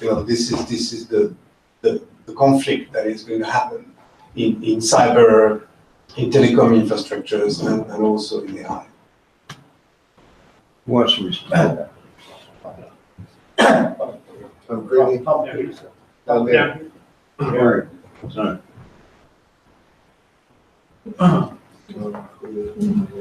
Thank you, Governor. Been listening to the conversation. Several things I want to point out. First of all, back to Dr. Nye about the military from the United States Naval War College. Today, every person from the lowest rank to the highest, it is reinforced that there is a process to define an order to bring it to the attention and even question the ethics of an order that is given that might seem unethical or to harm people who may be innocent and not an adversary per se. That is reinforced throughout the military today, which is really important as we become much more technologically focused military. Explain that a bit. John. Yes, sir. What does it mean? Well, it's for instance, we had some of our people who come through the War College had a soldier in their platoon, the Army, and he used a laser and was pointing it at a local Afghan farmer in the eyes, pointing the laser in the Afghan farmer's eyes. And so that was definitely a violation. He questioned what he was doing, said, "Why are you doing this?" He said, first of all, it's not ethical as well as illegal. It defies principles of laws, rules of engagement. That is a simple example at the lowest levels. And I think we could look from the news media that there's been resistance at the top level against some of the orders that have been given in recent weeks and months in respect to military action as well. It's important not just to look at the, what is legal or illegal, but also what is ethical and unethical, and to call that into question. And our military folks are. Yeah, it's very important. Yeah, I teach ethics of technology, and at the War College, we have a graduate certificate program, Ethics of Emerging Military Technology Graduate Certificate. We have 17 candidates in the program at this point, and they're researching various aspects of technology from AI, certainly, nanotechnology, information technology, food biotechnology, you name it, anything that can be weaponized, we're looking at, and they do in-depth research projects. Also, Undersecretary of Defense Kerner was up this past summer, and he stressed the importance with a new AI group that he has just formed, that ethics is essential to what they're doing in the Secretary of Defense's office. And next week, I'll be attending a conference at Georgia Tech, which will have a number of Secretary of Defense people there. The new AI director, the CIO, Office of Naval Research head will be there, and the topic is defense, AI, and ethics. This starts on next Wednesday and Thursday. Another aspect, a few years ago, a colleague of mine who runs an ethics center, the Marklet Center at Santa Clara University, was telling me he received a call. It's right there in the center of Silicon Valley. He received a call from a major company there, and the individual who called and said, "I have some of the brightest, smartest code writers anywhere in the world." He said, "But I have one big problem. They're all young, and they have hardly any ethical thinking and reasoning." And as a result, he contracted with the company. Now, this is unheard of for center directors. In that year, they did $800,000 worth in fee for services and ethics education with this group. Most centers that do fee for services, they're lucky to get $1,000 in a year. So I think this is really becoming a important topic. It certainly is with the military. And with the conference board as well, we talked, the Global Business Conduct Council, and I let them know, I said, national security is no longer the Defense Department's problem. It is your problem every company's problem because it can be used against you. It can help destabilize your company, the disruptive technologies. And so we all have to be a part of the conversation. So those are some points that I felt that are important to point out.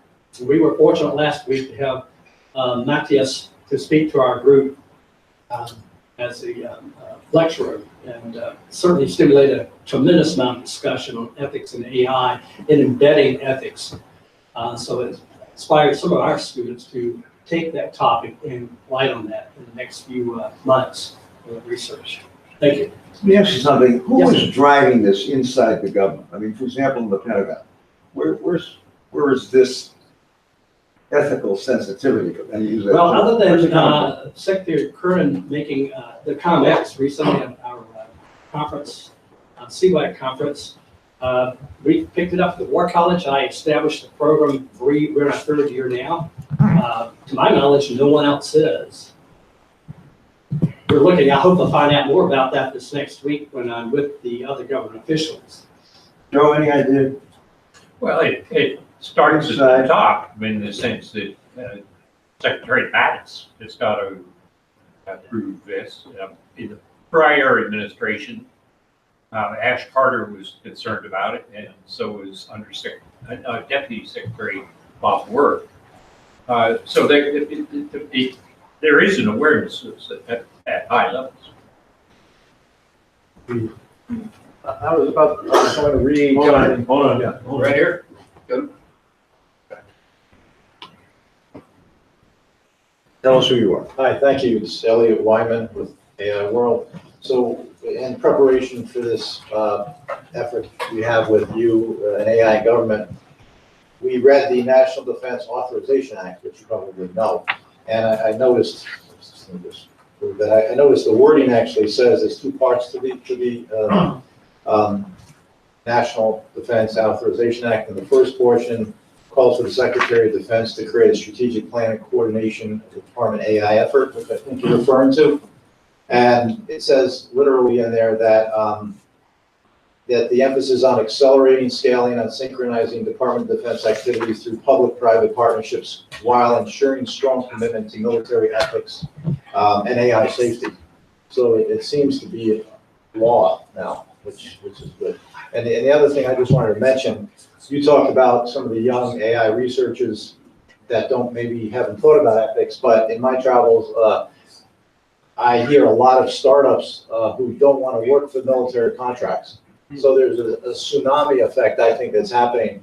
And I think maybe part of the pressure on the defense to incorporate that thinking, and governments perhaps, is because they want to get the best people. On the other hand, obviously, they're going to fund some of these efforts. So I was going to ask you, Joe, this is definitely a dichotomy there where the government is funding it in the arms race. On the other hand, they're also trying to say at least that they're looking at and considering AI ethics and where and how that belongs, which might set a good tone for a lot of the work that's being done here.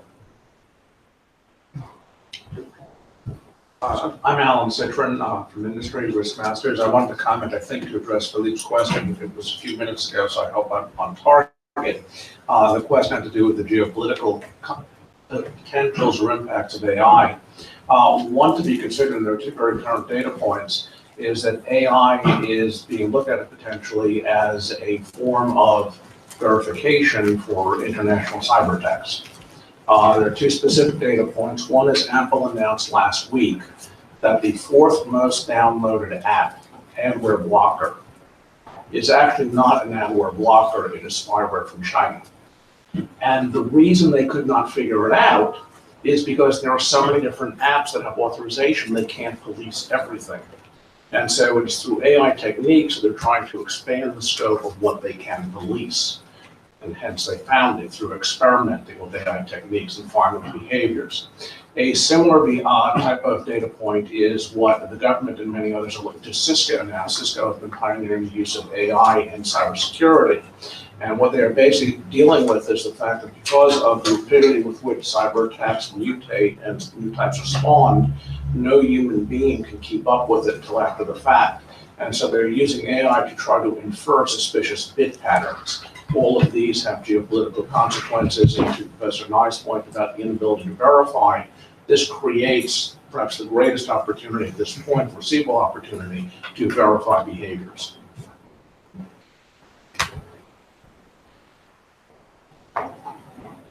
Thank you. Well, my name is Armando Gil. I'm a fellow at the Berman Klein Center. I'm from Colombia. Well, thank you, Governor, for this opportunity. It has been very, very interesting to hear. All these opinions. From the Colombian perspective and South American perspective, of course, we have this challenge because we're dealing with many countries with low state capability, fragile states, and having this kind of technology we consider can be quite disruptive. And we would like to hear your opinion. I know that we have been considering state capability and the impact of AI. And we would like to know what do you think, especially in countries, for example, where we are already we have already conflicts and violent conflicts. One of our biggest threats is that, for example, drug dealing cartels are able to use this kind of technology, and that can be, of course, a big threat. And then we answer to these threats also using AI for military and defense purposes. And that's one of the things that we would like to know, how can, in some point, cooperation, but at the same time, there be some control over the use of this technology in countries in which we have, as we have mentioned, low state capability. We have heard about many legal answers, but these other states where laws are very difficult to implement, to follow, to actually, and to have a good level of compliance. So it will be very interesting to know their opinion on this regard, and considering the effects it will have in ongoing conflicts and in the threats for security that we have in the region.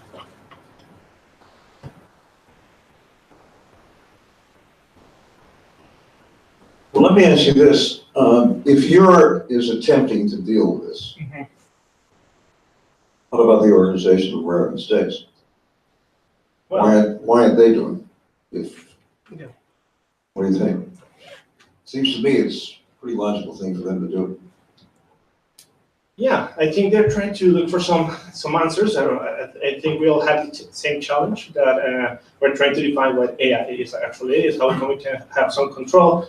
And I think there are good, well-intended people trying to work on this. But the thing is that I think we're looking at, for example, at GDPR, a very interesting project.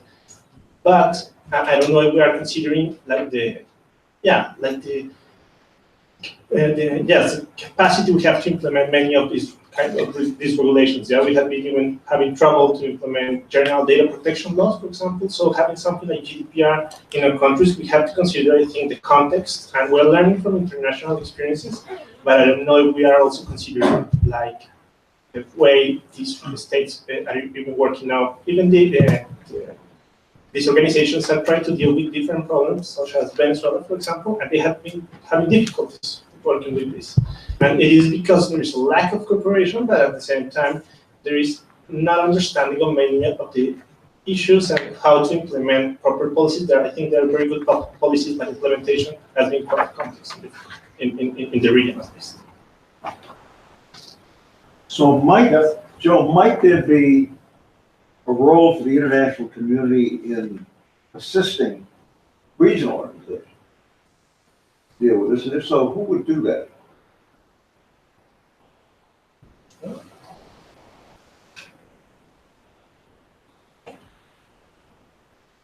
If you look at, the UN structure has various regional components, which is one way of doing it. The other is a non-governmental approaches. Various foundations and organizations provide assistance, ICT for development. So I think you're going to find there's not one answer to that. There are going to be multiple answers to it. Who's next? The deference to the Greek American community. This is our concept. Yeah, I would like to praise your efforts, Governor, because I think the importance of this conference is that it brings higher to the agenda the issue of AI and the rules that have to regulate its governance. Everybody spoke about AI, but not about the ethical aspects of its use. And I think that this sort of initiatives have to continue. We should also, or you should also continue them if you can globally, maybe transfer them in other geographical spaces, because it is an issue that affects us, affects everything. I think it is the issue globally. It affects security, geopolitics, it affects our democracy with the way, with all these cyber threats, but not only through that, it affects also the job creation, and there will be a new rise of populism due to the loss of jobs because of the automatization that is linked with the AI. So I think that it has many risks and opportunities, but it is the timing of your effort. It's really very appropriate. Good. Thank you. Thank you. Yeah. Tell us who you are. Yes, I'm Hyun Jin. So I'm a fellow at the Berkman Klein Center for Internet and Society. Some of the questions were about AI and conflict situations, and I think another important dimension is how authoritarian governments really try to utilize that to oppress citizens. And I was in Beijing this summer to teach social media, and we all know that they use WeChat, but it has so evolved so much that they, instead of using multiple social media platforms or digital communication technologies, they rely on one platform. Of course, that makes it a lot easier for government to control and see what their citizens are doing. And as we all read from news media articles, that there are surveillance cameras all over, and now all information is incorporated for the governments to better kind of triangulate information about their citizens. So and this is an important aspect I think we need to think about as well. Who else? Yeah, Sarah.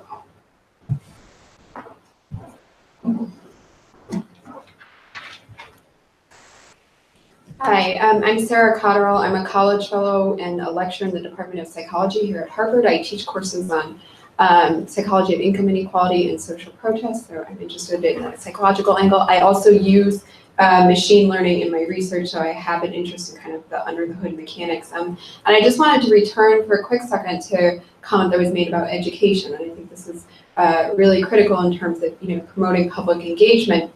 And also I think it gets at some of these ideas about opening up code, right? And opening up code is wonderful from the perspective of people with expertise in these areas can have a look at it and hold people accountable. But that is a very small minority of folks, right?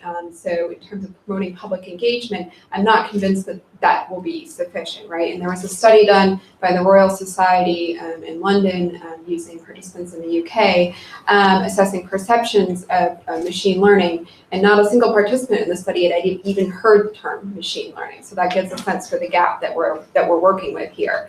How do we deal with that? What would be a great approach, or what would be a kind of a way to get our foot in the door in terms of public engagement? One thought is, if you teach undergrads, one of the first strategies you kind of learn is start with kind of applications, right? Start with real world examples, and then move to the under the hood mechanics. And I think the same principles could work here, meaning people might not know the term machine learning, right? But most people have some sort of familiarity with applications of machine learning. So they've logged on to Amazon or logged onto Netflix and had products or had movies recommended to them on the basis of what they bought or what they've watched in the past, right? I mean, we can use that kind of those familiar experiences as leverage, as a way to kind of get our foot in the door, to get people engaged, get people hooked. and then kind of progress to maybe the more under the hood mechanics. I think that this point about public engagement is really important also because how do we, hold governments accountable? Well, one way, we've heard great ideas. Another, way, of course, is if we can, keep the public informed, right? We can get people to hold leaders accountable. So, and then actually one more thought on that is, okay, of course, engagement matters in terms of making sure people feel like they're a part of the conversation. And we know, from the psychology of social protest that one of the strongest predictors of collective action and civil unrest is when people feel like they've been left out or left behind in some sort of way. I think this is, relevant here in the sense of, AI is leading to lots of job displacement, right? But also in terms of if people aren't aware of, the term machine learning, then they're being left out of the conversation. So I think we have to care about these things from the perspective of political stability as well, right? We have very good presentation and we introduce your presentation in the website. Okay, great. Yeah. Thank you. I just wanted to speak to that last comment, which I thought was very important. And of course, education is an area that's being transformed by the mass collection of student data. And a lot of decisions are being made about students based on that data, and oftentimes through secret algorithms or proprietary algorithms. And people say, well, I mean, we could disclose these things, but of course, could a family or could a student make meaningful assessment? And I think that's a real challenge, and yet at the same time, I do think it does open the door to an independent assessment and to accountability, which is very important when these decisions are being made about individuals. I'll use another timely example. As you know, there's quite a lot of concern about the manipulation of public opinion on social platforms through advertising. And so the question arises, well, why did a Facebook user receive one ad and not another ad? And what was the source of the ad? And who was the sponsor of the ad? And which demographic groups were targeted to receive the ad? And for a period of time, Facebook was reluctant to release that information. They said, well, that's part of our business model and that has some proprietary value. But they were pushed, as you know. And eventually they did actually make that information available. And so now there's a big database and it's possible to go online and to be able to track advertising. Now, of course, you or I probably do not have the ability or the time to sort through all that. But there are groups like ProPublica, for example, that have become quite expert in using these large data sets to try to assess precisely those types of practices, how information influences the public on social platforms. So I think it's important to keep in mind that transparency as a general proposition still remains key in the debate. How it's implemented and who has the ability to make use of it, I think will be a difficult question, but not a reason not to pursue it as a goal. Could I just add, on what Mark said, I happened to have gone to a talk yesterday at the Kennedy School about an algorithm which was being used to predict recidivism, which was thereby used to determine whether prisoners got parole or not. It turned out this algorithm was about 50% accurate. Talk about things that are immoral. And what's intriguing is that the inaccuracy of this algorithm, and therefore its exposure, and therefore it's being dropped, was by not a prisoner, but by ProPublica. So it doesn't have to be that the student or the family can themselves find out. It's that if the algorithms are transparent, it means that an advocate or an organization can hold them to ethical standards. So that was just a concrete example of what Mark was just saying. And not to get off on this because I want to kind of, I'm friends, but let me ask you something. All of you know a lot more about this than I do, but determining whether or not an inmate should or should not be granted parole involves a lot of things. And close observation, conduct of the past, this and the other thing. Should we be using algorithms to do this? Well, are they capable of doing it? I don't know, seems to me we're concerned whether or not somebody's gonna be given his liberty in advance. Awful lot of factors are there, and a lot of this has to do with human interaction and a whole variety of things. What do you think? Well, in a sense, we do today, because we have federal sentencing guidelines. Right. And those are rules that are designed to ensure fairness in our criminal justice system, so that comparable circumstances produce comparable sentences. And there's a question, of course, for judicial discretion, and judges themselves don't want to become robots. They want to be able to look at a factor that maybe the sentencing guidelines don't consider. But here's the key distinction.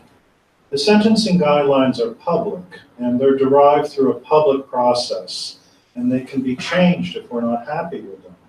The proprietary techniques, for example, that are used by prosecutors to evaluate the credibility of DNA evidence, are secret. And so you have an expert who comes before a jury and says there's a 92% likelihood that the suspect committed the crime. And the defense attorney said, well, I would like access to the technique that produced the 92%. And the company says, in effect, well, we can't reveal that to you. That's, you know, the basis of our business. And that's the line that I think we are at risk of crossing in many areas of the administration of government services. It's one thing to have a rule, which could be very good. It's quite another thing to have a secret process. Okay. Who's first? You go. Thank you. I Tell us who you are. I'm sure. My name is Anthony Bent. I come from K through 12 public education. And I'd just like to pick up on the notion of public engagement, because I think one way that we can do that, of course, is through pre-K through 12 education. And I'm not believing right now, after a long career and currently very active. Matter of fact, I just spoke to the executive director of the Superintendent's Association and several members on the board of Mass Computer Using Educators. They have a conference coming up in November. This is not part of the conversation in any kind of a robust way. So it seems to me, actually the question that I have is, do our speakers see any role for this kind of increase in public education through, or public engagement through K through 12 education? And then secondly, we have multiple countries here. I'm wondering, particularly in Japan and Colombia and Mexico was here as well, whether or not there's any of this kind of discussion and curriculum in those countries as well. Because I'm pretty active in my field in Massachusetts, and this is not a robust conversation to the degree that I know. Secondly, I think the interaction and the intersection with ethics is particularly ripe for secondary education in our schools. And again, I'm not seeing it yet. And I feel the need to broaden this conversation into our education system, because the stakes are very, very, very high. And I don't think our general population is aware of it. And we have a table of people who are in every way elites around this topic. And that's not enough for us to deal with this as a society. Any thoughts about this? Yeah.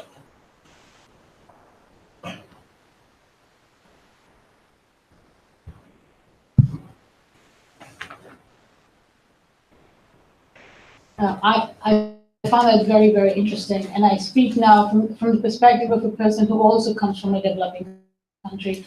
And I think that this is the problem of our education system. It's the problem of the political system, because there is a lot of emphasis on using the internet, on using new kinds of devices for education, but there's absolutely no emphasis on teaching children or adolescents about the ethics of using these particular technologies or certain applications.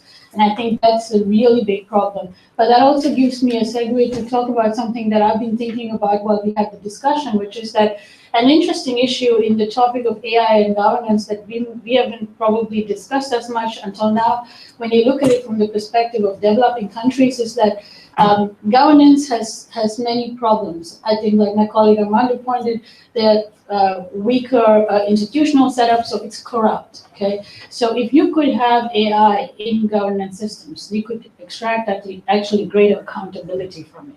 It could be, if you could design good systems with AI, in fact, you could eliminate certain corrupt practices in government functioning, you know. But that's also another debate that we don't have. We don't have this debate on AI to promote public welfare, or the limits and the strengths of AI in increasing this kind of transparency and accountability of public services. What we do in New Zealand, though. Yeah, and I'm talking about developing countries. I'm talking about India or Asia, or Africa. This is what I'm talking about here. I would like to expand this to in a way the other side of the spectrum, which is similar to what Mark earlier mentioned about indeed general AI still being a real thing. And obviously, I fully agree with implementing more strategies to get more awareness and educational perspectives on artificial intelligence. I work in education myself. We teach AI in my department, which is a media design department. So we teach machine learning and artificial intelligence tools and techniques to young and upcoming designers, which is really interesting. But what's interesting, like I said, on the other end of the spectrum is the fact that we can already see in certain engineering circles, for example, in aviation engineering, the idea that to get proper certification on artificial intelligence tools and techniques, similar to what Matthias was saying in the first talk today, we don't actually know what these things are doing. The deep learning networks and those algorithms layered on top of each other, like a human cannot interpret properly anymore what those outcomes actually are and how they were constituted. And this leads to the assumption that to do certification on artificial intelligence, you actually need more artificial intelligence. So in other words, only AI can certify AI. So that's like just to throw that idea out there. It's a bit, like I said, it's the other end of the spectrum, but similar again to what Mark was saying earlier about general AI, like that if those kinds of approaches compound, we very quickly might find ourselves in some undesirable situations also. Okay, Dick, I want you to have a chance No, to. that's okay. My topic got covered 20 minutes ago. 20 minutes ago. Okay. Our friends at AM World, comment or two?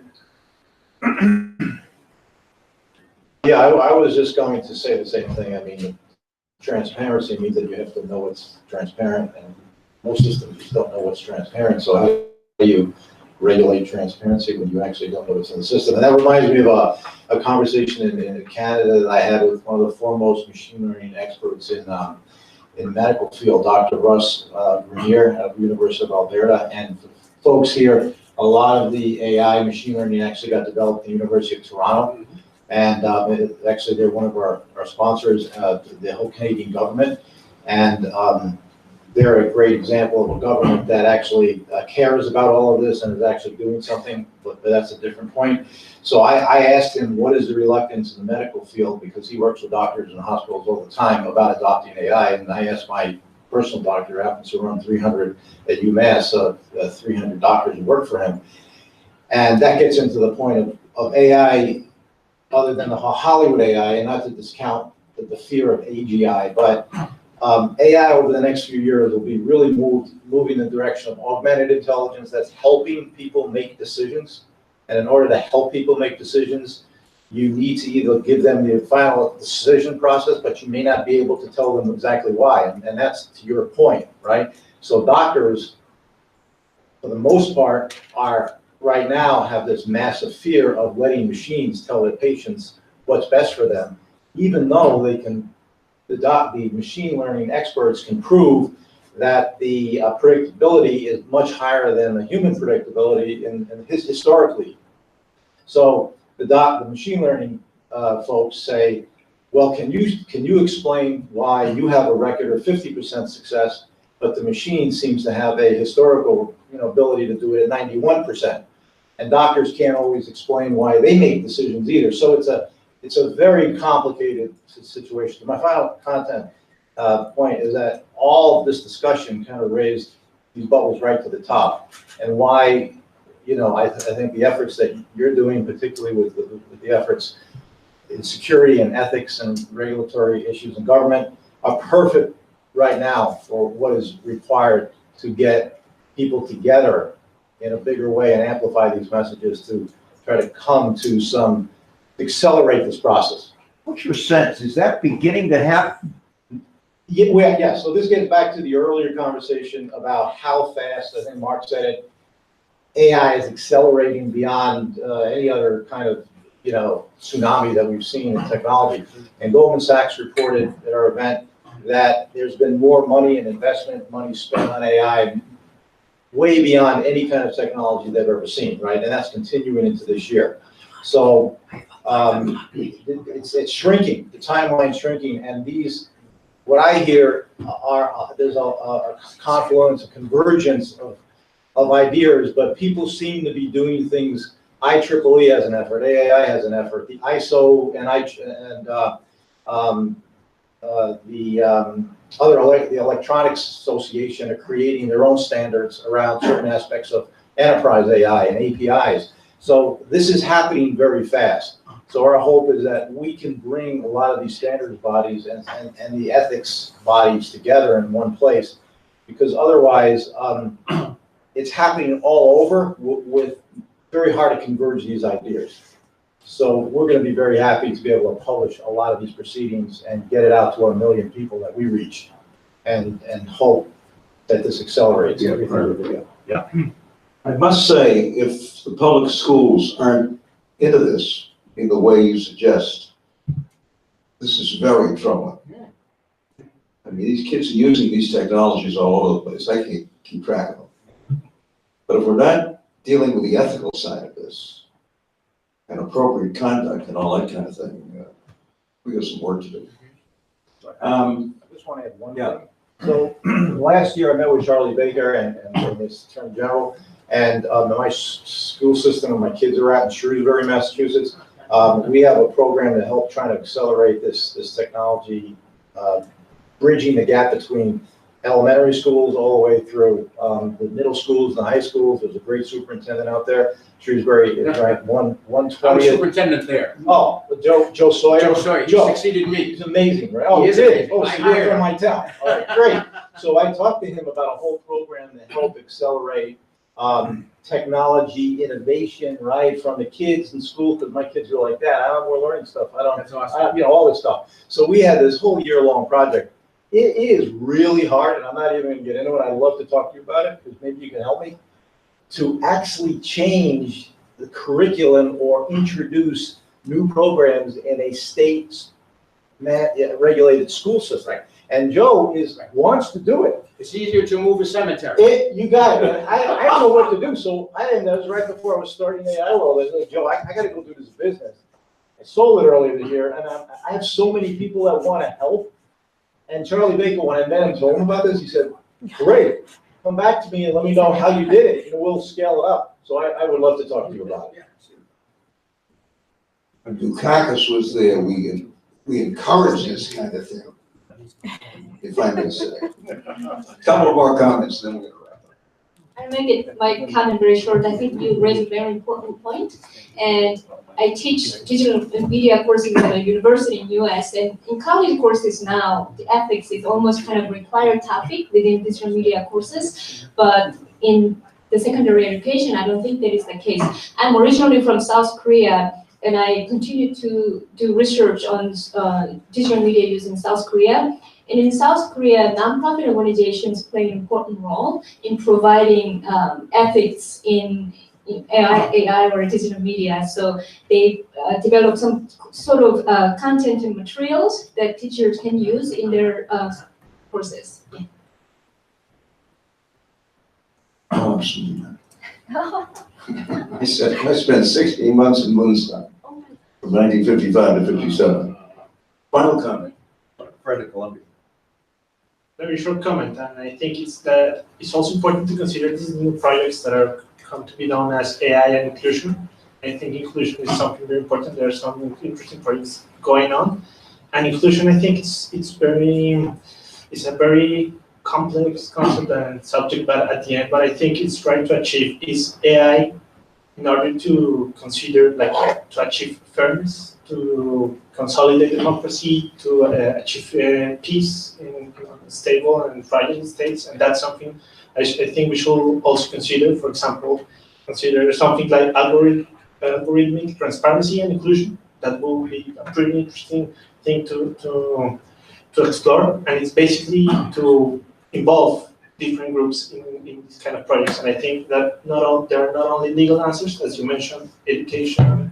There are many other things that have to be explored, but I think that if we don't consider inclusion, we think AI design, there is a big risk that AI is not going to be as successful as many have promised, and that we actually not leave this utopia, but actually perhaps a dystopia with the use of this technology. What am I doing? Taking instructions from my dog. What do you want me to do? Can help introduce about. We selling this? Yeah. Whatever you want. Yeah, terrific. Okay.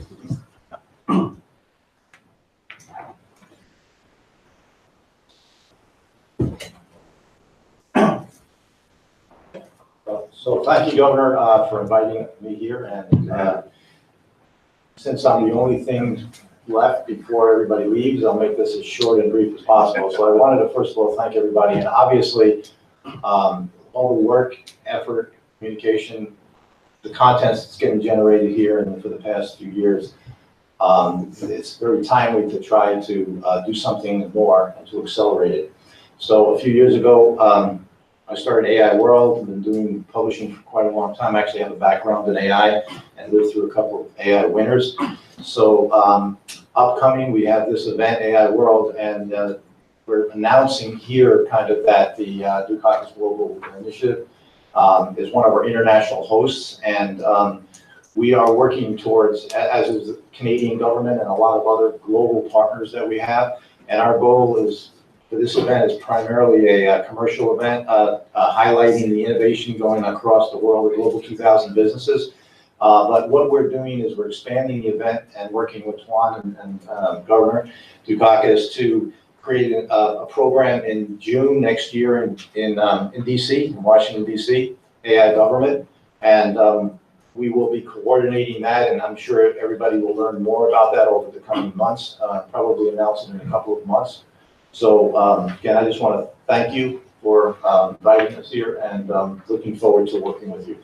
Thank you. Great. Since I know less about this than anybody else in the room, all I can tell you is this has been a very interesting afternoon for me. And I think I'm representative of most Americans who really don't know a hell of a lot about this. So first, my thanks for joining us. We look forward to working with all of you. I hope this organization of ours, this effort of ours, can make a real contribution. I just want to say one thing in closing. Every time human beings have come up with dramatic improvements in technology, folks predict that half of us will be unemployed. It never happens. And there's no reason why it should happen. Now, it does require a real investment in skills training and education and all these kinds of things. But the one thing it seems to me we should not fear is widespread unemployment as a result of this. There's no reason for that. I mean, history tells us that done right and done obviously ethically and well, it can be an enormous benefit. And I hope we'll just keep that in mind. And I keep running to people who think that, you know, we're going to have bread lines in the street because of artificial intelligence. There's no reason why that should happen. And I hope you just keep reminding people of that while we keep working. Special thanks to those of you who came distances to be with us. We're going to be working with you. And an extra special thanks to Swan, who really is responsible for making all of this happen. Thanks. Thank you so much, Governor. And also, we are very honored and thank you so much for your all for your participation. And thank you for your contribution, very important contribution to build the AI government, AIWS index we will introduce in the AI World Conference and Expo December 3 to December 5. That's a very largest event in AI in the world. So we hope we together with Aiws and AI World and together. And thank you so much for your contribution so far. And we think that is and Governor think about that we will have initiative for AIWS Square. And we send you already to think about that. And that is the first draft. And we hope the great brand will contribute for that great proposal. Yeah, thank you so much. Thank you very much again, Governor, my dear leader.